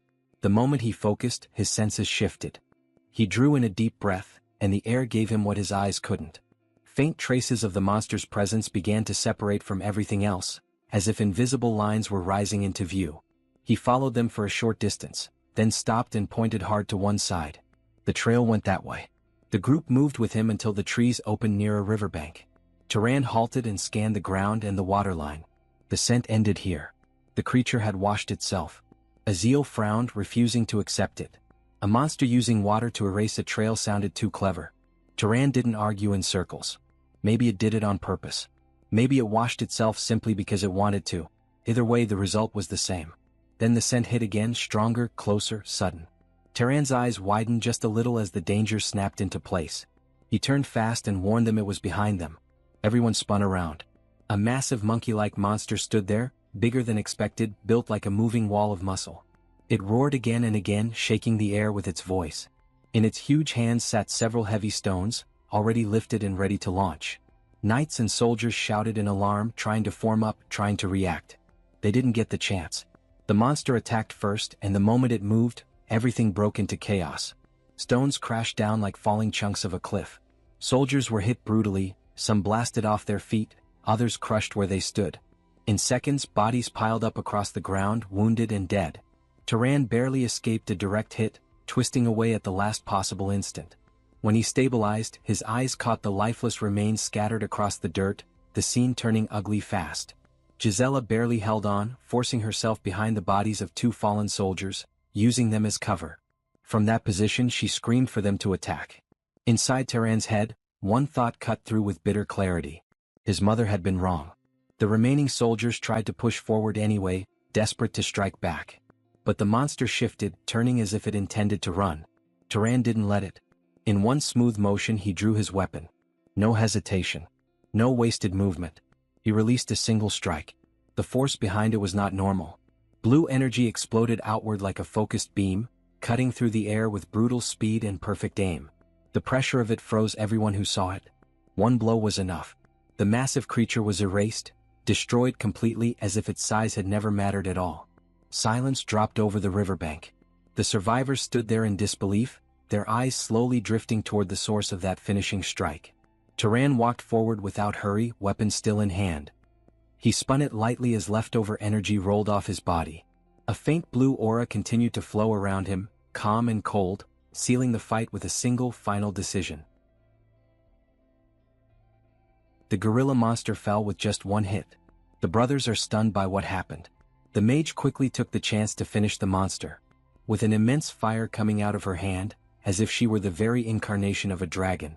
With just this blow the monster is obliterated, forming a huge explosion. So that's the bloodline ability of House Voltas pyromaniacs. The warriors around can finally breathe in peace. After all, in fights against monsters they are weak. The mage goes to speak with the protagonist. She got chills for a second while the rock was coming at us. Then the brother jokes about the situation, asking if the little sister got scared. Shut up. He's the one who screamed like a little girl. When did he ever do that? Meanwhile, the warriors are checking who is injured. Some of them have broken arms. Quit whining. There's someone whose whole arm got blown off. Anyone got spare bandages? This guy's head keeps bleeding. What do we do? Maybe try applying this medicine on. Our protagonist has the first vision of what the battlefield is like. What a mess. He guess we're lucky there are no casualties. Yes, it was a surprise attack by a monster, but this was a fight where we could have avoided even serious injuries. The scene of the mages holding bodies to protect themselves still echoes in the protagonist's mind. Considering their bodies get stronger based on their mana, they should be several times tougher than the knights. And yet they didn't hesitate to use people weaker than them as shields. The older brother noticed the protagonist's gaze and asked if something was wrong. No, it was nothing. The sister draws the protagonist's attention. After all, the most important part of this whole battle is absorbing the monster's mana. The three gather close to the monster and raise their hands. Turan begins the process of absorbing the monster. Just like the book said, even if multiple people absorb it at once, the degree of enhancement doesn't seem to get reduced. During this process something curious happens. The girl stopped because she reached the maximum she could absorb. This crappy growth limit of mine. The brother also reached his limit. Meanwhile, Turan continued the absorption process naturally. Now the girl understood why her father sent Turan with them. That level of spell proficiency and a mana capacity that rivals her. To think he's a noble who hasn't even reached his growth limit yet. By the end of the afternoon, everyone returns to the capital. Come to think of it, if it weren't for Turan, we would have never defeated it. from the tracking ability, to landing the hit that knocked the monster down. It was his attack that did it. Please, it wasn't anything spectacular. If anything, he regrets noticing it too late and letting it get the first strike. He didn't think it would have a search ability as well. Wow, it had a search ability? Yes. It seems like different abilities awaken depending on the monster's external traits. The monkey we killed had big hands and big eyes, but it looked nothing like its original form. It probably awakened an ability to throw things with great force, and the ability to see far away or to see through the forest. The brother is surprised by that explanation. He can't believe Turan figured out all that in such a short time. Actually, he looked through a monster encyclopedia at the library earlier. The library? That stuffy place. No one goes there. She went in once a long time ago because she was curious, but it was filled with difficult books, so she left without even reading half a volume. Next time you get the chance, ask the librarian if there are any easy books. The girl seems surprised by this information from the protagonist. The librarian? Yes. The person who manages the library. Was there even someone like that in the library? And with that information, the protagonist was also left confused. Welcome back, Turan. He was careless. No knight or commoner would ever call a noble by their name. In this city, the way you address a noble is only using esteemed one. And besides, the way that she looks doesn't exactly scream librarian. How do you know his name? The librarian noticed the intent behind the question. With a simple smile, she questioned it. Only now did he notice. As he thought. She learned it from his permit. As long as it's around this library, her gaze reaches anywhere. How should he address her, then? She doesn't have a name, so call me whatever he wants. How about something cute like my love? In that case, he will use librarian. He's so stiff. After using me for days, calling me to do this and that. She is talking as if the protagonist were a pervert, ha ha ha. He never did that. And don't come so close. It's a bit burdensome. Is she a wizard from the old empire? No. She wasn't a person to begin with. She's kind of a spirit. But it suits her, right? When a soul inhabits something living, it becomes a living spirit. When it inhabits something neither alive nor dead, it's a spirit. In other words, the library itself is her. This form is just for comfortable communication. Basically, it's the user's preference. Though your preferences are kind of. Don't make stuff up. But it's true that she's like a reflection in water. Then, curious, the protagonist begins to look more carefully at the spirit. And indelicately, he places his hand on her chest. Was there no better place to check? Where are you touching? Feels weird. He apologizes. You have no idea how annoying it is. That she can't directly exert power on an intruder. If she could, the librarian would have punished every last bastard who carelessly took books out of the library. It seems House Voltas doesn't know you exist. No, maybe it's everyone who's ever used this library. That's because until now, there was no one with the qualifications to perceive her. Her creator made it so only those whose type is complete beyond a certain level could see her. So only him can see me, she thinks. Pretty romantic, isn't it? What does she mean by type? It's what a wizards call bloodline. Could she tell him about his bloodline? He should ask his parents about that. Unfortunately, he is an orphan. Then she can check it for him. All she needs is your consent to examine your body. While saying this, she licks her lips as if she had just found meat and she were a carnivore. Examine his body? What do you mean? She makes an expression as if she were a ghost. Is this really how it's done? Suddenly, she puts her hand inside the protagonist's chest, leaving him startled. Wow, we're connected. Don't say weird things. It doesn't hurt though. There are a few small bits, but the big chunks are the pursuer and hunter bloodlines. Was that a trait of House Sahar? Yes. But something strange happens, she begins to feel more. It was mixed. What's mixed? It means he's the result of two people with different bloodlines. Then what's the other one? She doesn't know either. It's still locked. A locked bloodline isn't that rare in bloodline combinations. As he grows stronger, it will open naturally. He got it? But a concern comes to his mind after this revelation. Mother, she was far too polite and educated to be a commoner. Maybe she was a descendant of some noble. A bloodline so diluted it couldn't even hold knight-level mana. Alright. He understands more or less, thank you. If he's grateful, stay one more month. After learning the true identity of the library spirit, Turan didn't continue reading alone. He kept asking about the contents of the books and requesting explanations. So there are really that many invisible substances. The librarian even knew the knowledge contained in books that had been plundered from the library and vanished over the past thousands of years. That's right. If he makes water float in the air, shapes it like this, and then looks through it, he will be able to see it directly. Having the laws of nature taught to him in plain words was a treasure beyond measure. He learned that all kinds of diseases spread through such microorganisms, and that the decay of living things is caused by the feeding of such germs. Not only that, he also grasped basic principles, like the refraction of light, the generation of heat through friction, and the process of how living things get injured and how they heal. With this knowledge acquired, he decides to conduct an experiment with decay.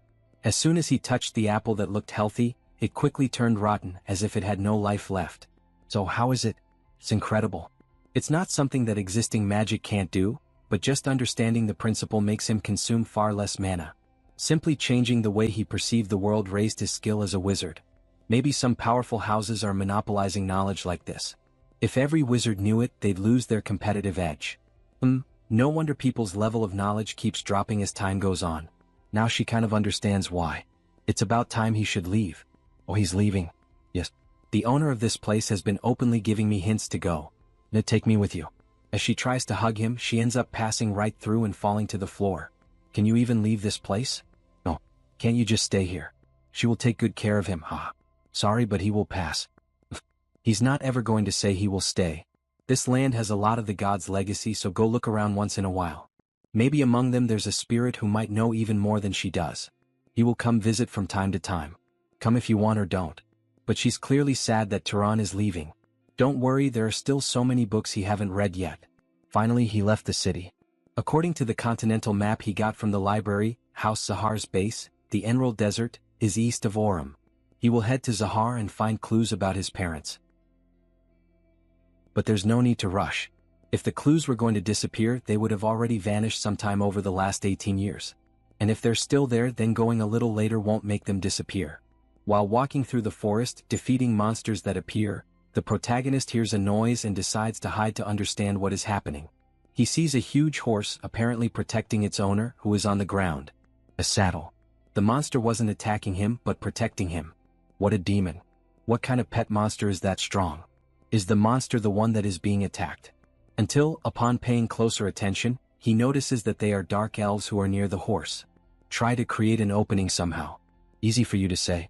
They begin to cast dark magic and some animals that were dead around start to rise like zombies. So this is the dark elves' necromancy which he read about in that book. Should he help? But the man lying over there may have been the one who attacked the dark elves first. But soon came the confirmation. Turan observes the dark elves feeding. Whose hand is that? Give me one too. Eat your own. She must have already taken some for herself. So they were cannibals. Turan uses the special stealth ability. The ones she killed were all men, so they were way too hairy. Suddenly, the monster's head is hit by a spell from the protagonist, leaving the companion without reaction. What just happened? Quickly, she activates her own ability and gives life to new monsters to protect herself. When another stone buffed with speed by Turan is approaching, one of the monsters throws itself in front to protect the master. Who was that? Come out. The bull keeps destroying everything in front of it, hoping to hit the hidden enemy. So the enemy is using the stealth ability. Let's see if the enemy can still hide after this. She summons a special type of wolf that uses an ability to detect traces of magic, which quickly ends up revealing our protagonist. Found you, demon. Kill him. The monsters advance and Turan prepares himself. Creating a fire spell, he throws it at the enemies. However, only one was defeated. The bull kept advancing, hitting the protagonist head-on. They're fast. Good thing he took one of them out beforehand. However, Turan did not notice, but the fox was still alive and bit his leg. He kicks the monster to recover, but before he could react, the bull attacks again, causing him to be sent flying and crash into a tree, severely injuring him. The elf simply laughs at the whole situation. Serves you right. How dare you kill her, Kel? She will make you beg to die. But something unexpected happens. The horse delivers a kick to the elf and tramples him. Consequently, the elf calls for help from his servants to contain the horse's attack. The servants quickly go to save him, and the elf, faced with so much humiliation, swears that he will kill them all. But before that could become reality, Turan takes advantage of the opportunity given by the horse and quickly launches an attack that finishes the elf with a hit kill. The servants disappeared, leaving only the horse and Turan. Tired after this intense fight. That sure took a lot out of him. The horse approaches, sniffing the protagonist's hair, as if checking if everything was all right. Yeah. Thanks for your support. Finally, the unknown man opened his eyes. It was already night, with the moonlight shining brightly. Well, what happened? He sees our protagonist in front of a campfire. Oh, he's awake finally. Who are you? He saw you being attacked by dark elves, so he saved him. Oh, thanks. The horse approaches its master till he is safe as well. That is a good horse. Not only did it understand that it had to protect its master, but even that it needed to move to a safer place. Thank you for saving me. He is Azai's of House Berg. I am Turan. May I ask if there was any particular reason he came into conflict with the Dark Elves? A reason? No, there wasn't. He was simply on a pilgrimage with his retainers, when they suddenly ambushed them without provocation.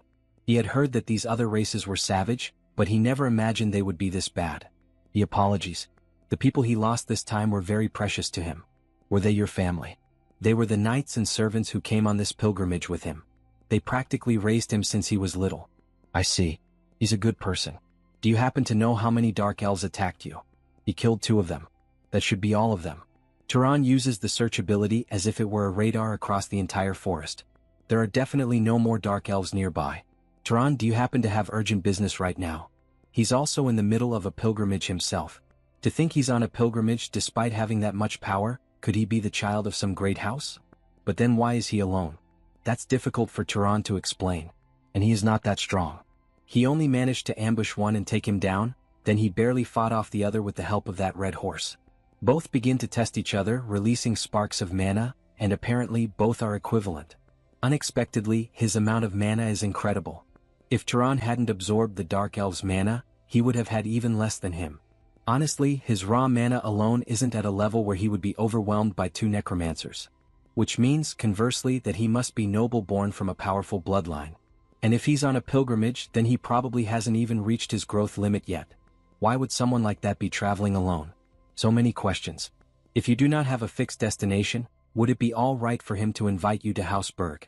He will repay you for saving his life and escorting him safely back to his house. When you say repay, what do you mean? They of Berg are enchanters, vassals of Ereban, the great house to the north, and a bloodline that has crafted magic tools for generations. Turan, he will make the finest magic tool worthy of you. Sometime later, they went deeper into the forest and buried Aziz's subordinates, the ones who had been killed by the Dark Elves. Aziz let out a low breath and looked over the scene, feeling that everything was finally nearing its end.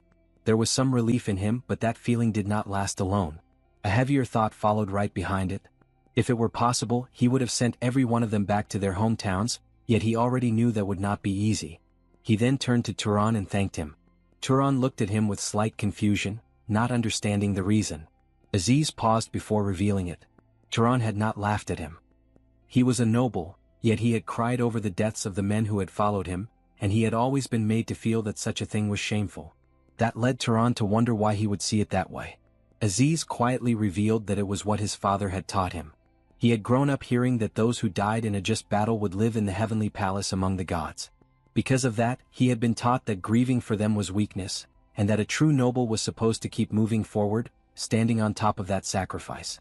Even so, he could not accept that idea completely. If refusing to grieve for the death of family was what strength meant, then he felt he would never be able to become truly strong.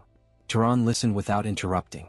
Then a gentle smile appeared on his face, and he told Aziz in his own way that this was not weakness at all. It was kindness. Aziz was caught off guard by that answer, but soon tried to ease the atmosphere.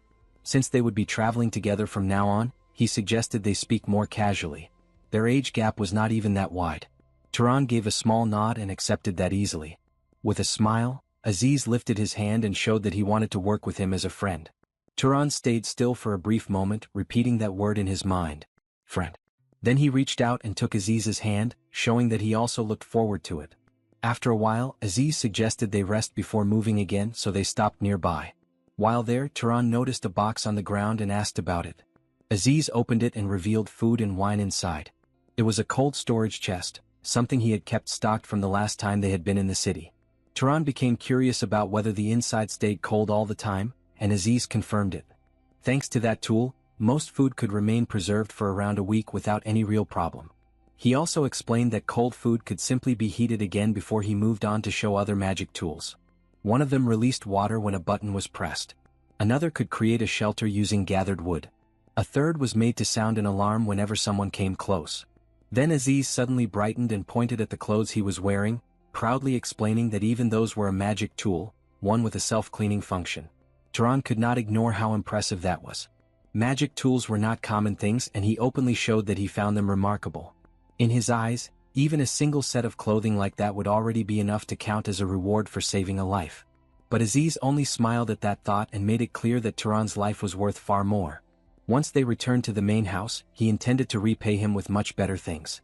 And if the house refused to allow it, then he would simply make them himself. He shifted the topic, pointing out that during their time traveling together, he had witnessed so many forms of Turan's magic that he could no longer keep track. In his mind he ran through them one by one: control over animals, freezing, levitation, manipulation of liquids, enhancement, light creation, restraint, instant death, changes to the terrain, and even lightning strikes. That led him to wonder how such a thing was possible. He questioned whether Turan had spent his entire life training in magic or if he possessed some kind of bloodline ability that allowed him to master any type of magic he desired. Turan's eyes narrowed slightly as he kept his thoughts to himself, simply acknowledging internally that he could do it. Instead of answering directly, he reminded Aziz of their agreement not to dig into each other's family matters. Aziz quickly brushed it off with a laugh, treating it like a joke and claiming that such a bloodline ability likely did not even exist. He then shifted again, asking about Turan's age. Judging by his appearance, he did not seem older than 30, though Aziz briefly wondered if he might have lived much longer. Turan revealed that his birthday was about a month away and that he would be turning 18 that year. That answer hit Aziz hard. He could not hide his shock. He then revealed his own age, saying he would be turning 43, but soon laughed it off, dismissing the 25-year gap as something meaningless between them. Crossing his arms, Aziz reflected that it made sense now. Someone with that level of magical power being able to take down 2 wraith sorcerers was no coincidence. Still, he had not expected that there would be 2 individuals in the world with that level of talent. That caught Turan's attention, making him question what he meant by 2. Aziz explained that the other person was someone close to him, someone with an extraordinary bloodline. That other genius was his cousin. Turan immediately considered the possibility of having that person craft magic tools for him, but Aziz shut the idea down. She belonged to the main house. That made Turan curious about what the main house actually meant. Aziz explained that she was a princess of Arabian, someone who could even rise to become the head of a great house in the future. As they continued walking, Aziz went on to explain how things worked. Unlike ordinary wizard families, great houses did not simply pass leadership down to their direct children. Within a great house, there were dozens of relatives of the same generation, and it was common for someone among them to surpass the head's own offspring in strength. Even so, among the head's children, Mesa stood above the rest. From the moment her magic awakened, she had mastered a wide range of combat magic in just 10 years. That detail surprised Turan. Aziz added that because of this she had gained the full backing of her house. At only 21 years old, she had already reached a level close to the core members. Turan considered that level of power at such a young age and then brought up the matter of a funeral. Aziz confirmed it. When their eldest granduncle passed away, his magic power had been absorbed by Mesa, though the rest of the family had received smaller portions as well. That made it clear to Turan why the great houses were able to maintain their dominance for so long. Aziz then pointed ahead, signaling that their destination was near. Turan lifted his gaze as Aziz explained that they had reached the Deccan Plains, the central region of Arabian. Not long after, they arrived at Zavalin, the territory belonging to House Berg. As they stepped into the mansion grounds, a woman rushed out toward them, immediately demanding to know what had happened. Aziz rushed forward, calling out to his mother as he wrapped his arms around her and broke into tears.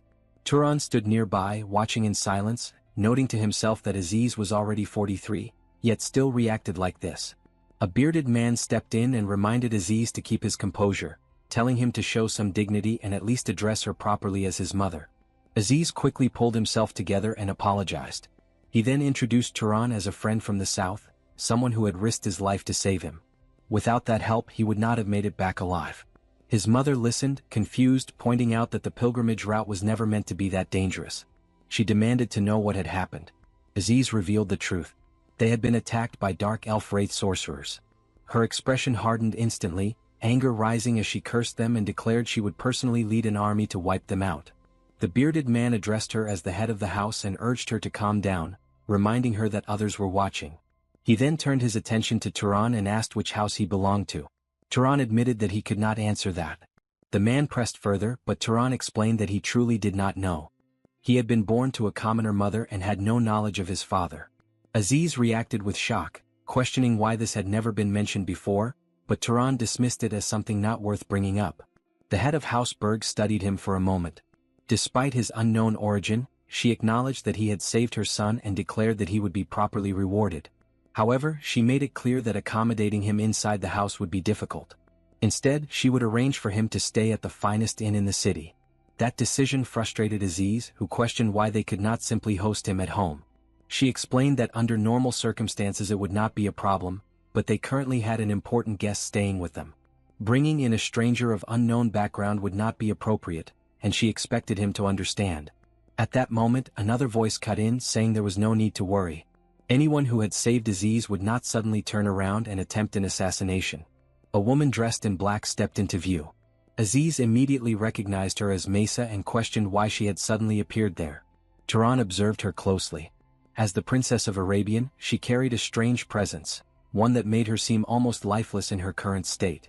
Mesa explained that she had come to hide. There had been an assassination attempt, carried out by Zahar's forces. Aziz was stunned.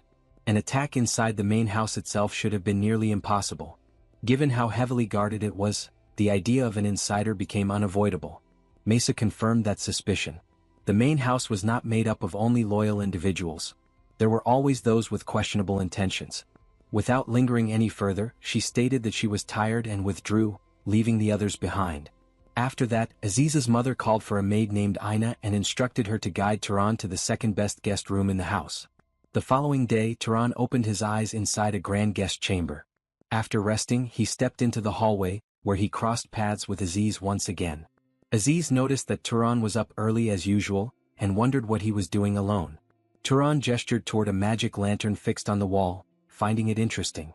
Aziz casually mentioned that he created those from time to time for practice and offered one to him. But after hearing that, Turan showed little interest and dismissed the offer. Without warning, a massive flash of lightning roared past the windows, lighting up the entire hall. Turan turned toward it, confused, while Aziz calmly explained that it was Mesa training. He noted that she was always that diligent. Turan questioned whether that was the magic tied to Arabian bloodlines, and Aziz confirmed it. It was the Storm bloodline. He admitted he had never resented his own, but there was a hint of envy in him. Watching her made it feel as if she was turning into something beyond human, almost like a god. That sparked Turan's curiosity. He began to wonder just how powerful the next leader of Arabian would be. Aziz picked up on that interest and suggested going to see for themselves. Turan hesitated. He was curious, but as an outsider with an unclear background, approaching her did not seem like a good idea. Aziz dismissed the concern. He pointed out that Turan was not an assassin and insisted he could vouch for him. Deep down, he admitted he also wanted to see something for himself. He wanted to know who was stronger between Turan and Mesa. Turan quickly realized that was the real reason behind the suggestion. Aziz laughed it off and admitted the truth. He had been holding onto a grudge for years and wanted to see Mesa struggle, even just once. The two of them headed toward the training grounds where Mesa stood alone. Aziz called out to her. She turned, her gaze immediately falling on Turan. She questioned who he was and Turan introduced himself. The name sounded familiar to her. She recalled hearing it the previous night and questioned why they had come. Aziz explained that they had seen her practicing and thought about joining in just like before. But Mesa brought up what had happened the last time. Back then, Aziz had stormed off in frustration after she learned something in 2 attempts that had taken him an entire week. That memory made Turan laugh without thinking. Aziz shot him a look and Turan quickly backed off, apologizing for the reaction. Aziz then questioned if Turan was mocking him as well before turning back to Mesa. He declared that Turan possessed unmatched magical talent and proposed a duel between them. Mesa repeated the idea of a duel, her eyes locking onto Turan. A faint blue glow spread through her gaze as her mana began to rise. Turan instinctively looked toward the sky. The clear weather had already shifted into darkness, and a storm gathered overhead. Lightning crackled as her power continued to expand, growing heavier and more oppressive with each passing second. The aura around her became overwhelming, making her presence feel monstrous. Turan's body stiffened under the pressure. His eyes widened as the weight of it bore down on him. When it finally subsided, he was left breathing hard, sweat forming across his body from the sheer intensity. After a brief silence, Mesa studied him and reached a conclusion. In her view, he was not on her level. Facing her in a direct duel would be difficult for him. Turan did not respond. He simply kept his gaze fixed on her, focused and unshaken. Aziz stepped forward with a grin, interrupting the tension. In terms of raw magical power, he admitted Turan would not be able to compete with her. But that was not where Turan's true strength lay. Aziz placed a hand on his shoulder and emphasized it. Turan's ability to learn magic was what made him exceptional. In all his life he had never seen anyone like him. Turning back to Mesa, he questioned whether even she could match that level of talent. Mesa listened and decided that if he was being praised that much, then it was worth seeing for herself. Turan met her gaze and proposed a different approach. Instead of a direct clash, they would each demonstrate a spell the other likely did not know. Whoever managed to perform it faster would be the winner. Aziz immediately supported the idea and looked to Mesa for her answer. She accepted but added one condition. Since Turan did not even know the magic tied to his own bloodline, using her innate abilities would make things unfair. So she chose to exclude them from the duel. With that decided, she stepped forward onto the training ground to begin. Mesa lightly tapped the stone floor with her foot. At that point of contact, a small sprout broke through the surface. Turan and Aziz watched closely as the tiny plant rapidly expanded. In seconds, it grew into massive vines that spread across the entire courtyard, twisting and coiling in every direction. Before Aziz could react, the vines wrapped around him and lifted him high into the air. He ended up hanging upside down, completely caught. Mesa then turned her attention back to Turan, identifying the spell as plant creation and manipulation magic, and challenged whether he could do the same. Aziz screamed while hanging upside down, begging to be released as dizziness overtook him, but she ignored it completely and kept him there, finding amusement in the situation. Turan, however, focused on the vines. His thoughts moved through the principles of magic. Fire creation was simply the manifestation of burning, while water creation was the extraction of unseen moisture from the air. He crouched and placed his hand against the solid stone floor. In his mind, the answer became clear. These vines were no different. The spell was not about creating something from nothing. It was about forcing seeds already buried in the ground to grow at an unnatural speed. It was not creation. It was growth. With that understanding, he directed the seed to grow. A surge of blue mana pulsed outward. In an instant, several blue vines burst from the ground and coiled tightly around him. Mesa's expression shifted into shock as the plants obeyed him perfectly. Aziz was just as stunned. She quickly realized what had happened. By understanding the principle and commanding the plant to grow, Turan had grasped the true nature of the magic on his own. She questioned whether he had seen the spell before, but Turan made it clear that this was his first time encountering it. Mesa let out a quiet scoff, admitting that, for once, Aziz's praise had not been exaggerated. She then released her magic and Aziz dropped straight to the ground, groaning as he hit. Without hesitation, she shifted the focus back to Turan, telling him it was now his turn to present a challenge. Turan thought carefully. Using the magic tied to Zahar's bloodline in this place would be reckless. Then something came to mind. He extended his hand toward the tall grass nearby. A small rat emerged and ran straight toward him. Mesa watched with doubt, questioning if this was nothing more than simple animal control. Turan caught the rat and held it firmly. In his view, this was only the starting point. The creature itself was merely an ingredient for what he intended to do. Mana surged. Blue energy wrapped around the struggling animal as its life force began to drain. Its body shriveled rapidly, collapsing into a dry husk within his grasp. He then presented the result, making it clear that his demonstration was complete. Mesa observed the outcome with a serious expression before stepping forward to take her turn. With a simple motion, she summoned another rat. She grabbed it and attempted to replicate the same process, but nothing happened. She closed her eyes, focusing. This was not ordinary magic. The method behind it was unclear, and that gap in understanding slowed her down. Aziz watched and questioned why Turan had chosen such an unsettling spell.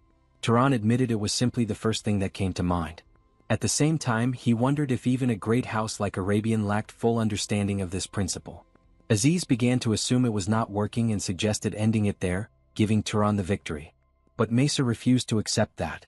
Her mind moved through the structure of magic. Causality was a complex factor. If the intended effect followed natural logic, the spell became more efficient. If the user understood the cause clearly and had enough mana, success was guaranteed. Among all factors, the ability to recognize the cause was critical, affecting both efficiency and success. She needed more time. Without full understanding, the only option was to compensate. By pouring in a large amount of mana, inefficiency could be overcome through sheer volume. She forced the command. The rat in her hand let out a sharp cry as its body began to rot while still alive. Its form quickly withered, turning into a dried husk identical to the one Turan had created. Aziz immediately noticed that it had worked. Mesa let out a breath, her voice tired, acknowledging that she had succeeded. But the moment after, her body faltered. A wave of exhaustion struck, her vision blurred, and she collapsed. Aziz panicked, shouting as he rushed toward her. Both of them knelt beside her unconscious body. Turan analyzed the situation. At first, he considered that she might have overused her mana, but that alone would not usually cause someone to faint. Normally, it would only lead to extreme fatigue. His attention shifted to her hand, and the real issue became clear. Her body lacked proper nutrients. Without hesitation, he lifted her into his arms and questioned whether there was anyone nearby with a healing-type bloodline. Aziz admitted there was no one like that around. Turan immediately gave instructions. Water and salt needed to be brought to her room along with the adults. As he carried her, he noticed how light she felt in his arms, so light that for a moment she felt less like a person and more like something fragile, like a lamb. Even the mana she had been using just to keep her body standing had already been drained. What remained was a body that should not have been able to move at all. After some time, Mesa slowly opened her eyes. Aziz's mother, her aunt, rushed into the room in panic, calling out to her and checking if she was conscious. Mesa looked at her, confused, not understanding why she was there. The woman quickly explained. Aziz had told her everything. Mesa had suddenly collapsed while training magic with their guest. The memory returned to her. Her aunt pressed further, asking if it was true, and whether that man had done anything to her. Mesa denied it immediately. There was no fault on his side. It had been nothing more than a mistake on her part, something small that had spiraled out of control. The pain in her head grew worse. She asked everyone to leave, unable to endure the throbbing any longer. Her aunt lingered for a moment. She mentioned that she had prepared some soup and placed the bowl beside the bed. She reminded Mesa that skipping meals for the sake of magic was not sustainable. Her health mattered too. Even if it was just a little, she needed to eat. Only after saying that did she finally leave the room. Mesa watched her go. A quiet sense of gratitude slipped through her, barely audible. Then her attention shifted to the bowl. She picked it up and took a spoonful of the warm soup. But the moment it touched her, a memory surged back. Her mother and her sister under attack. Their voices, filled with desperation, calling out to her. They believed she could save them. The weight of that memory crushed down on her. Pain twisted through her body. The bowl slipped from her hands and shattered against the floor. She struggled to steady herself, trying to regain control. At the same time, Turan had been sent below, confined within the Berg family's basement. There he found himself inside the temple of the limping goddess. A massive winged statue stood before him, illuminated by a dim golden glow that filled the underground space. A guard dressed in black stepped forward, drawing his sword. He made it clear that both the walls and the doors of this place were flawless, without even the smallest crack. They were built like muscle, hardened over hundreds of years. Breaking through was not an option. The man identified himself as Harem Berg. Turan showed no resistance. He understood and made it clear that he had no intention of trying anything. Harem stepped closer, emphasizing just how solid the structure was. Turan acknowledged it, but Harem pushed further, reinforcing that it was more than just solid. For a moment, it felt like the man was boasting. Then, without warning, Harem swung his long sword in a sharp, precise motion. Turan's eyes followed every detail. Curiosity rose, leading him to question what the man was doing. The answer was simple: training. Harem moved again, his body flowing through a sequence of strikes and steps with perfect rhythm. Turan watched carefully. There was no wasted movement. Every action served the next. Each motion was the minimum needed to generate force for the following strike. It was efficiency in its purest form. He wondered if this was what a truly trained body looked like. Harem eventually stopped and turned his gaze toward him. Turan quickly apologized, unsure if he had interrupted. Harem dismissed that and instead asked what Turan had seen in those movements. He stepped closer, closing the distance until their faces were nearly aligned, waiting for an answer. Turan gave it honestly. It had been impressive. Harem stepped back and explained his view. Most nobles dismissed martial skill because magic allowed them to attack from a distance. Their bodies were weak and their minds failed to command them properly. Instead, they relied on easy methods. Turan acknowledged the logic behind it. Unless someone possessed a bloodline built for physical combat, focusing on magic was the more efficient path. Still, he pointed out a flaw in that thinking. In real situations, there would always come a moment that could not be avoided, no matter how much one wanted to stay distant. After hearing that, Harem extended his sword toward him. He told Turan to take it. Turan hesitated, questioning whether it made sense to hand a weapon to someone who had been locked up as a suspicious outsider. Harem showed no concern. To him, the weapon was nothing more than iron. What gave it meaning as a sword was the one wielding it. And with a weak body, Turan would not be able to harm him anyway. Turan took the sword. For a brief moment he considered what he could even do with it. Harem watched him closely. Then everything changed. A massive surge of blue mana erupted from Turan's body, taking the form of blazing energy that wrapped around him. The pressure filled the space instantly. With the sword in his hand, Turan stood firm, his gaze locked directly onto Harem. Harem fixed his eyes on him and snapped that it was wrong, ordering him to stop feeding mana into the weapon. Turan answered with a simple acknowledgement and pulled his energy back under control. Harem stepped in without hesitation, grabbing him and forcing his posture into place with his own hands. He pushed him to shift more weight onto the front legs, driving it down so the ground would take the impact. He pointed out the elbow rising too high, warning that weak arms like that would never handle the weight of a blade. At that pace, he made it clear, an enemy would stab straight through his thigh. He forced Turan's arm up again and pressed him to stop limiting himself. Turan responded with a firm yes. Harem gave a short nod, calling it acceptable, then demanded 10 more repetitions. He ordered him to keep breathing, to drive that breath into his muscles instead of letting it fade. Watching him, the seasoned guard judged that Turan's body had strong potential, the kind that needed to be pushed until nothing was left. Harem dismissed mana as nothing more than cheap tricks. He claimed mages fooled themselves into thinking their bodies were reliable, when in truth they only used the bare minimum. A body trained the right way, he insisted, could cut through a battlefield without relying on mana at all.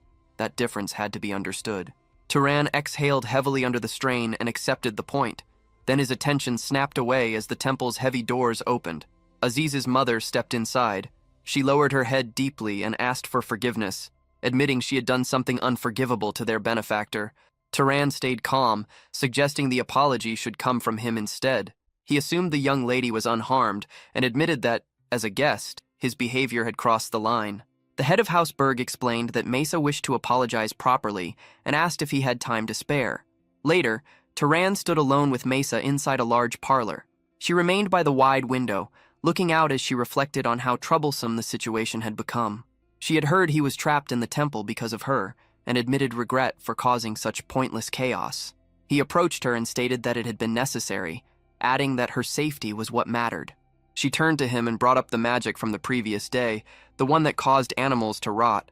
She questioned if it was some hidden bloodline ability, pointing out how absurd the mana cost had been and wondering if he had deceived her. Turan denied it and explained that once the principle was understood, anyone could use it with ease. She let out a low hum, noting that he clearly had no intention of teaching it for free. Without revealing the method, there would be no proof it was not bloodline magic. He made it clear that winning or losing did not matter much to him. That answer threw her off. She questioned him, pointing out that ending things like this would damage her image as the Princess of Arabian. She proposed a trade. If he revealed the secret behind that magic, she would share one of Arabian's hidden techniques in return. Turan accepted without resistance. He began breaking it down, explaining that the base of it was bio-enhancement magic. He asked if she had used unseen microorganisms. She confirmed it, then froze as the realization hit. That explained the efficiency. She had overlooked the hidden factors. Frustration slipped out as she admitted the loss. Even though she had forced a win at the end of their duel, it had relied purely on brute strength. Turan pointed out that it could still count as part of the bet, but she rejected that idea. In her view, magical skill had nothing to do with dumping large amounts of mana without control. Slightly embarrassed, she asked him to tell Aziz it had been a draw. She had no intention of letting him grow arrogant over a win. Turan agreed. She then moved to repay him and picked up a comb. Rubbing it against a surface, she showed how objects could attract after friction. She turned to explain the reason with confidence, but he cut in and identified it immediately as static electricity. Her face went blank in shock. She questioned whether he already knew. He confirmed it. Under her breath, she admitted that this alone had been considered one of their deeper secret techniques. Realizing she needed something he did not already understand, she decided she would have to think further about how to repay him. She proposed that until she figured out proper compensation, they should train together. She quickly tried to cover it up, claiming it was only to settle her debt, not because she actually wanted his company. Turan answered with a faint smile and agreed, suggesting they start the next day and meet in the garden by evening. The scene shifted to a vast dining hall, the table packed with rich, carefully prepared food. Aziz's mother downplayed it, saying it was nothing special and urging him to eat as much as he wanted. Aziz stared at the spread, confused, asking why it had been prepared so extravagantly. He pointed out that even on his birthday, he had never seen something like this, adding that anyone would think the Lord of Arabian himself had come to visit. His mother shut him down immediately. Turan studied the table and recognized there was nothing ordinary about it. The head of the house turned back to him and brought up their earlier discussion. She asked if it was true her son had promised a powerful magic tool in exchange for his life. Turan confirmed it. She then asked if he had something specific in mind. He explained he wanted something focused on defense. Hurting others with magic was easy, but protecting oneself was far harder. If possible, it needed to guard against sudden attacks. She replied that she had crafted similar items before, so it would not be difficult. However, nothing suitable was ready right away. Aziz stepped in, asking if he could make it himself, but his mother cut him off, warning him not to drag Hausberg's name through the dirt. At that point, Aziz's brother Milo raised his hand and took the task. He mentioned he had just completed a request from the main house and now had time available. Their mother asked how he planned to approach it. Milo explained that for protection against surprise attacks, it had to be something Turan could carry at all times. He planned to embed mana into jewelry, rings, earrings, or necklaces, creating an effect that could draw out the defensive traits of a guardian bloodline. She accepted the idea and asked how long it would take. Milo answered with 1 month. Their mother remarked that while it was improper for a parent to boast, Milo was already a skilled wizard, not far below her level. Hearing this, Turan understood the weight of what was being offered. A full month of work from the head wizard of an enchanter house was far beyond what he expected. He spoke up, thanking them but questioning if it was too much. She turned that back on him, asking if he truly believed her son's life was worth so little. From her view, it was not excessive at all. Then she ordered him to remain as a guest in their home for the entire month. He was told to settle in and live comfortably. The next morning, Turan walked through the busy streets of Zavilan with Aziz. Aziz noted that his mother seemed to have taken a strong liking to him. He admitted that before going to sleep, he had spoken to her about Turan, his talent and his discipline, how he never slacked in training.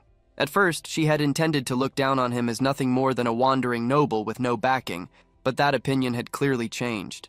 Turan observes that it sounds like she is trying to recruit him into their house.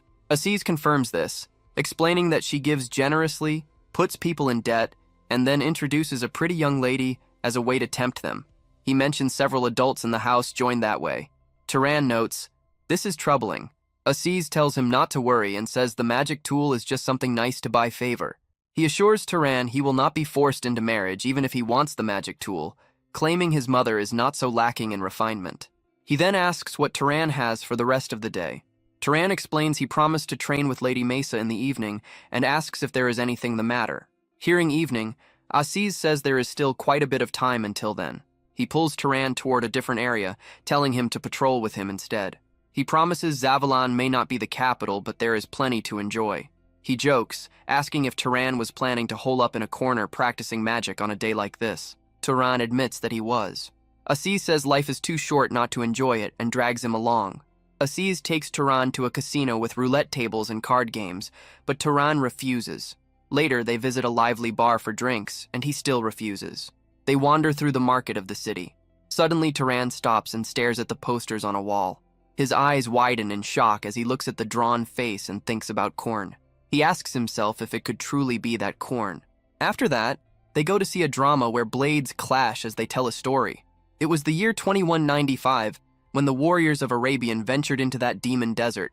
There was a knight named Korn who defeated the enemy with God's help after a hard-fought battle. Turan and Aziz applaud at the end. Aziz asks Turan if it was worth watching, and he answers that it was very good. He remembers Korn saying he is merely an ordinary knight and thinks his humility is unmatched. He vows that someday when he meets Korn, he must ask if that story is really true. Early the next morning, Turan opens his eyes and sees Harem staring at him. Harem asks if his body rested well. Turan says yes, and asks what brings him there. Harem says he noticed yesterday that Turan's body is quite good. He declares it is time to toughen it, and commands Turan to follow him. Turan asks if they are going to train, and Harem says the body does not grow stronger by lying around, but only when it is being tempered. He asks if Turan does not want to do it. Turan agrees to go, thinking he will gain more that way than just playing. Aziz suddenly bursts into the room, shouting Turan's name and saying he heard there was a really fantastic performance today.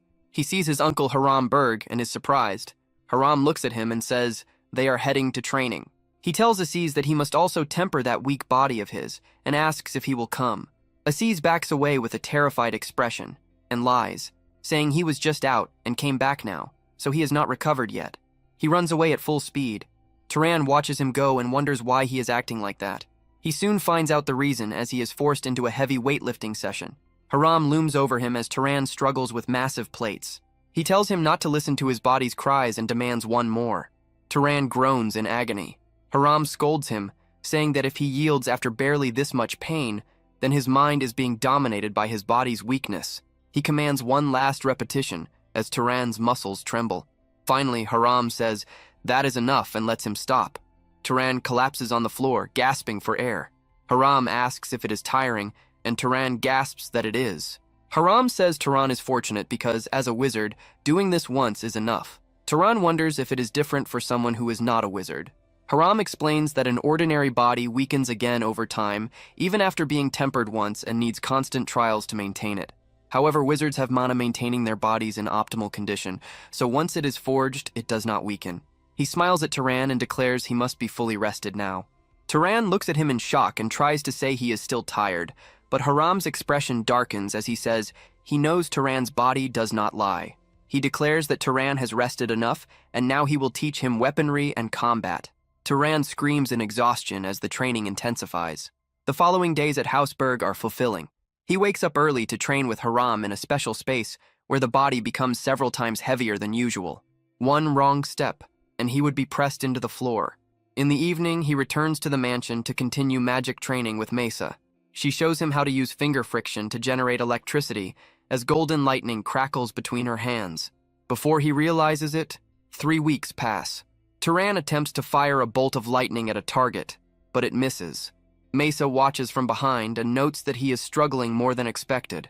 Turan smiles and says it is because he is not from Arabian. She admits it is difficult for her to guide him as well, since she never trained lightning magic in that way. She wonders if it should not hit just by firing it, but Turan explains it is harder than it seems. Suddenly, someone calls out to Lady Mesa as a man approaches. The man looks at Turan and asks who he is. Mesa responds coldly, saying it is none of his concern, and asks why he is there. She reminds him that she told the main house not to approach her while she was recovering. He reports that the patriarch has summoned her. She asks the reason and tells him to answer quickly, warning him to be ready for punishment if it is trivial. The man delivers the news. Dark elves have been rampaging across the south. 3 cities have already fallen, and the main house is assembling an expedition force. Mesa orders him to inform them she will return soon. The messenger bows, accepts the order, and leaves. She turns to Turan and says she needs to go. After a brief pause, she reflects that before leaving, she should collect payment for his decomposition magic. An idea forms, and she claps her hands. She looks directly at him and asks if he knows that electricity flows through the human body. Turan is confused and questions if that is even possible. Mesa smirks and says he would not know, as it is a secret of House Arabian. She offers to consider his debt repaid if she teaches it to him properly, adding that it will be very useful. Turan agrees. Mesa begins explaining the basic principle. When a person sees or feels something, that part of the body sends a small electrical signal to the brain. If it comes from the eyes, it travels from the eyes to the brain. If it is a smell, it moves from the nose. Turan closes his eyes and focuses, tracing those paths in his mind. He realizes that tiny electrical signals do move throughout the entire body. If he can accelerate those signals along their paths, he could achieve something remarkable. He sharpens his focus on those signals. When he opens his eyes again, he can clearly perceive them. A butterfly passes between them, and its movement appears slowed, more detailed than before. Mesa asks if he managed to do it and how it feels. He is impressed, trying to understand how it works and what it truly is. But the strain hits him sharply. He gasps and grabs his forehead. Mesa lets out a soft laugh, explaining that the reaction comes from using too much mana at once. She says it will be hard to control at first because of the headache, but once he adapts, he will be able to maintain it for much longer. He reflects on the value of the technique and states that no matter how he thinks about it, the lesson feels far too valuable compared to what he gave her. She rises into the air and tells him to treat it as a simple investment, since he seems talented. If he learns something even greater in the future, she will collect everything back along with what he owes now. She disappears into the distance as he watches in silence. The scene shifts to the center of Morgan, at the heart of the Deccan Plains, where knights and wizards of Erebion are gathered. A massive crowd of locals cheers, shouting slogans praising Erebion. Isis remarks that even though it is only a departure ceremony to hunt dark elves, it feels like a victory parade because of the excitement. He spots Mesa on horseback and waves his arms, calling out to her. His father grabs him and tells him to maintain proper composure as a noble. Suddenly, a voice announces that the head of the house is arriving. A tall figure walks through the crowd. Turan looks at the man and recognizes him as the current head of House Erebion, known as Battle Erebion. He notes that the man does not look well, and asks Isis if he is always that pale, wondering if his health is failing. Isis recalls rumors that the Lord was badly injured long ago while fighting the head of House Zahar, though it might now simply be due to age. Battle Erebion raises his hand toward the sky. The crowd follows his motion, and the clear sky darkens as storm clouds gather instantly. Golden lightning tears through the clouds with a thunderous roar. The common people begin praying to the Lord of Thunder to protect his descendants. Turan watches and realizes this is the true power of Erebion. Even in poor condition, he can cover the entire area with ease, showing the peak of what a human can reach. Turan resolves that one day he will reach that level. Later, in the workshop at Hausberg, Milo presents a leather-bound metal bracelet. He explains that simply wearing it slightly increases physical stamina, but injecting mana boosts it even more. At its peak, it reaches a level similar to nobles of the Guardian bloodline, though it consumes a large amount of mana and cannot be maintained for long. Turan holds the item and recognizes it as an incredible treasure. He notes that something like this is rare even among great houses and calls it exceptionally well made. Aziz's mother calls his name and asks if he has any interest in formally joining their house. Turan remains polite and says he is very grateful for the offer, but thinks it would be difficult. The mother sighs and says she already heard from Aziz. She reflects that since Turan has many things to do, he would struggle to settle in one place. She tells him to treat her offer as an old woman's lingering attachment. Turan lowers his head and says he will never forget the hospitality he received. He states that Aziz and the Berg family will always be his friends. She nods and says, "That is enough." As Turan prepares to leave the house, Harem, Berg, and Aziz come to see him off. Harem throws a blade toward him and tells him to take it. He explains it is a magical tool without major functions, but it is durable and very sharp. Turan catches it and thanks his master. Hearing that word, Harem shows pride. He gives a firm, satisfied smile and walks away. Aziz steps forward and places a heavy cloak over Turan's shoulders. Turan asks what it is, and Aziz reminds him that he had been jealous of his clothes before. He explains it is a shirt and pants turned into magic items that resist dirt and repair themselves if slightly damaged. Turan smiles. Aziz tells him that he is a good friend, not just for saving his life, but because spending time together and seeing how he lives gave him a lot to think about. He asks where Turan will go next. Turan says he will head east first. Aziz mentions Carmen is in that direction and warns him that if he can avoid it, he should not travel by ship. He complains about the waves, saying even wine glasses cannot stay still. Turan smiles to himself, knowing he will have to cross those waves to reach the land of Zahar in the El Real desert, but keeps that to himself. Aziz says that someone like him will not starve anywhere, and tells him to return safely and repay him for the cloak. Turan agrees and leaves. He walks through tall grass with a large bag on his back, reflecting on being alone again. He decides to test the results of his training. Turan activates his movement magic and takes a single step. He moves so fast that no one can see him. To others, it is only a sudden gust of wind as he continues forward. He crosses vast distances, passing through villages and cities, moving through forests without stopping. After a long time, he comes to a halt. He stands in a jungle, looking up at a mountain, and notices a smell. At first, it seems like a campfire. Then he realizes it is something far worse, the smell of burning flesh. His eyes widen as he moves toward it. He enters a ruined town and is struck by what he sees. The place is destroyed, with debris scattered across the ground. He walks through the area and finds rows of mutilated bodies, men tied to posts. He considers whether bandits were responsible, since dark elves should not have reached this far. As he looks around, he notices something while examining a damaged structure, a basement entrance. He approaches and stares at it, certain this is the place. He grabs the doors and pulls them open. He looks into the darkness. What he sees shocks him. A young girl is sitting in the corner, crying and screaming in fear. Turan jumps down, raising one hand and telling her to wait, stating that he is not an enemy and that he came to help. The girl looks up at him with tear-filled eyes and asks if he is telling the truth. He answers that he is and asks if she can tell him what happened. The child continues to cry as she says that a wizard killed everyone. Turan asks if she means a wizard, but before she can respond, her body gives out and she collapses from exhaustion.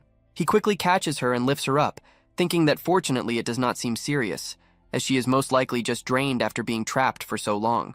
He decides that the first thing he needs to do is take her somewhere safe. As he begins to carry her out, an arrow formed from solidified blue mana is suddenly aimed straight at him.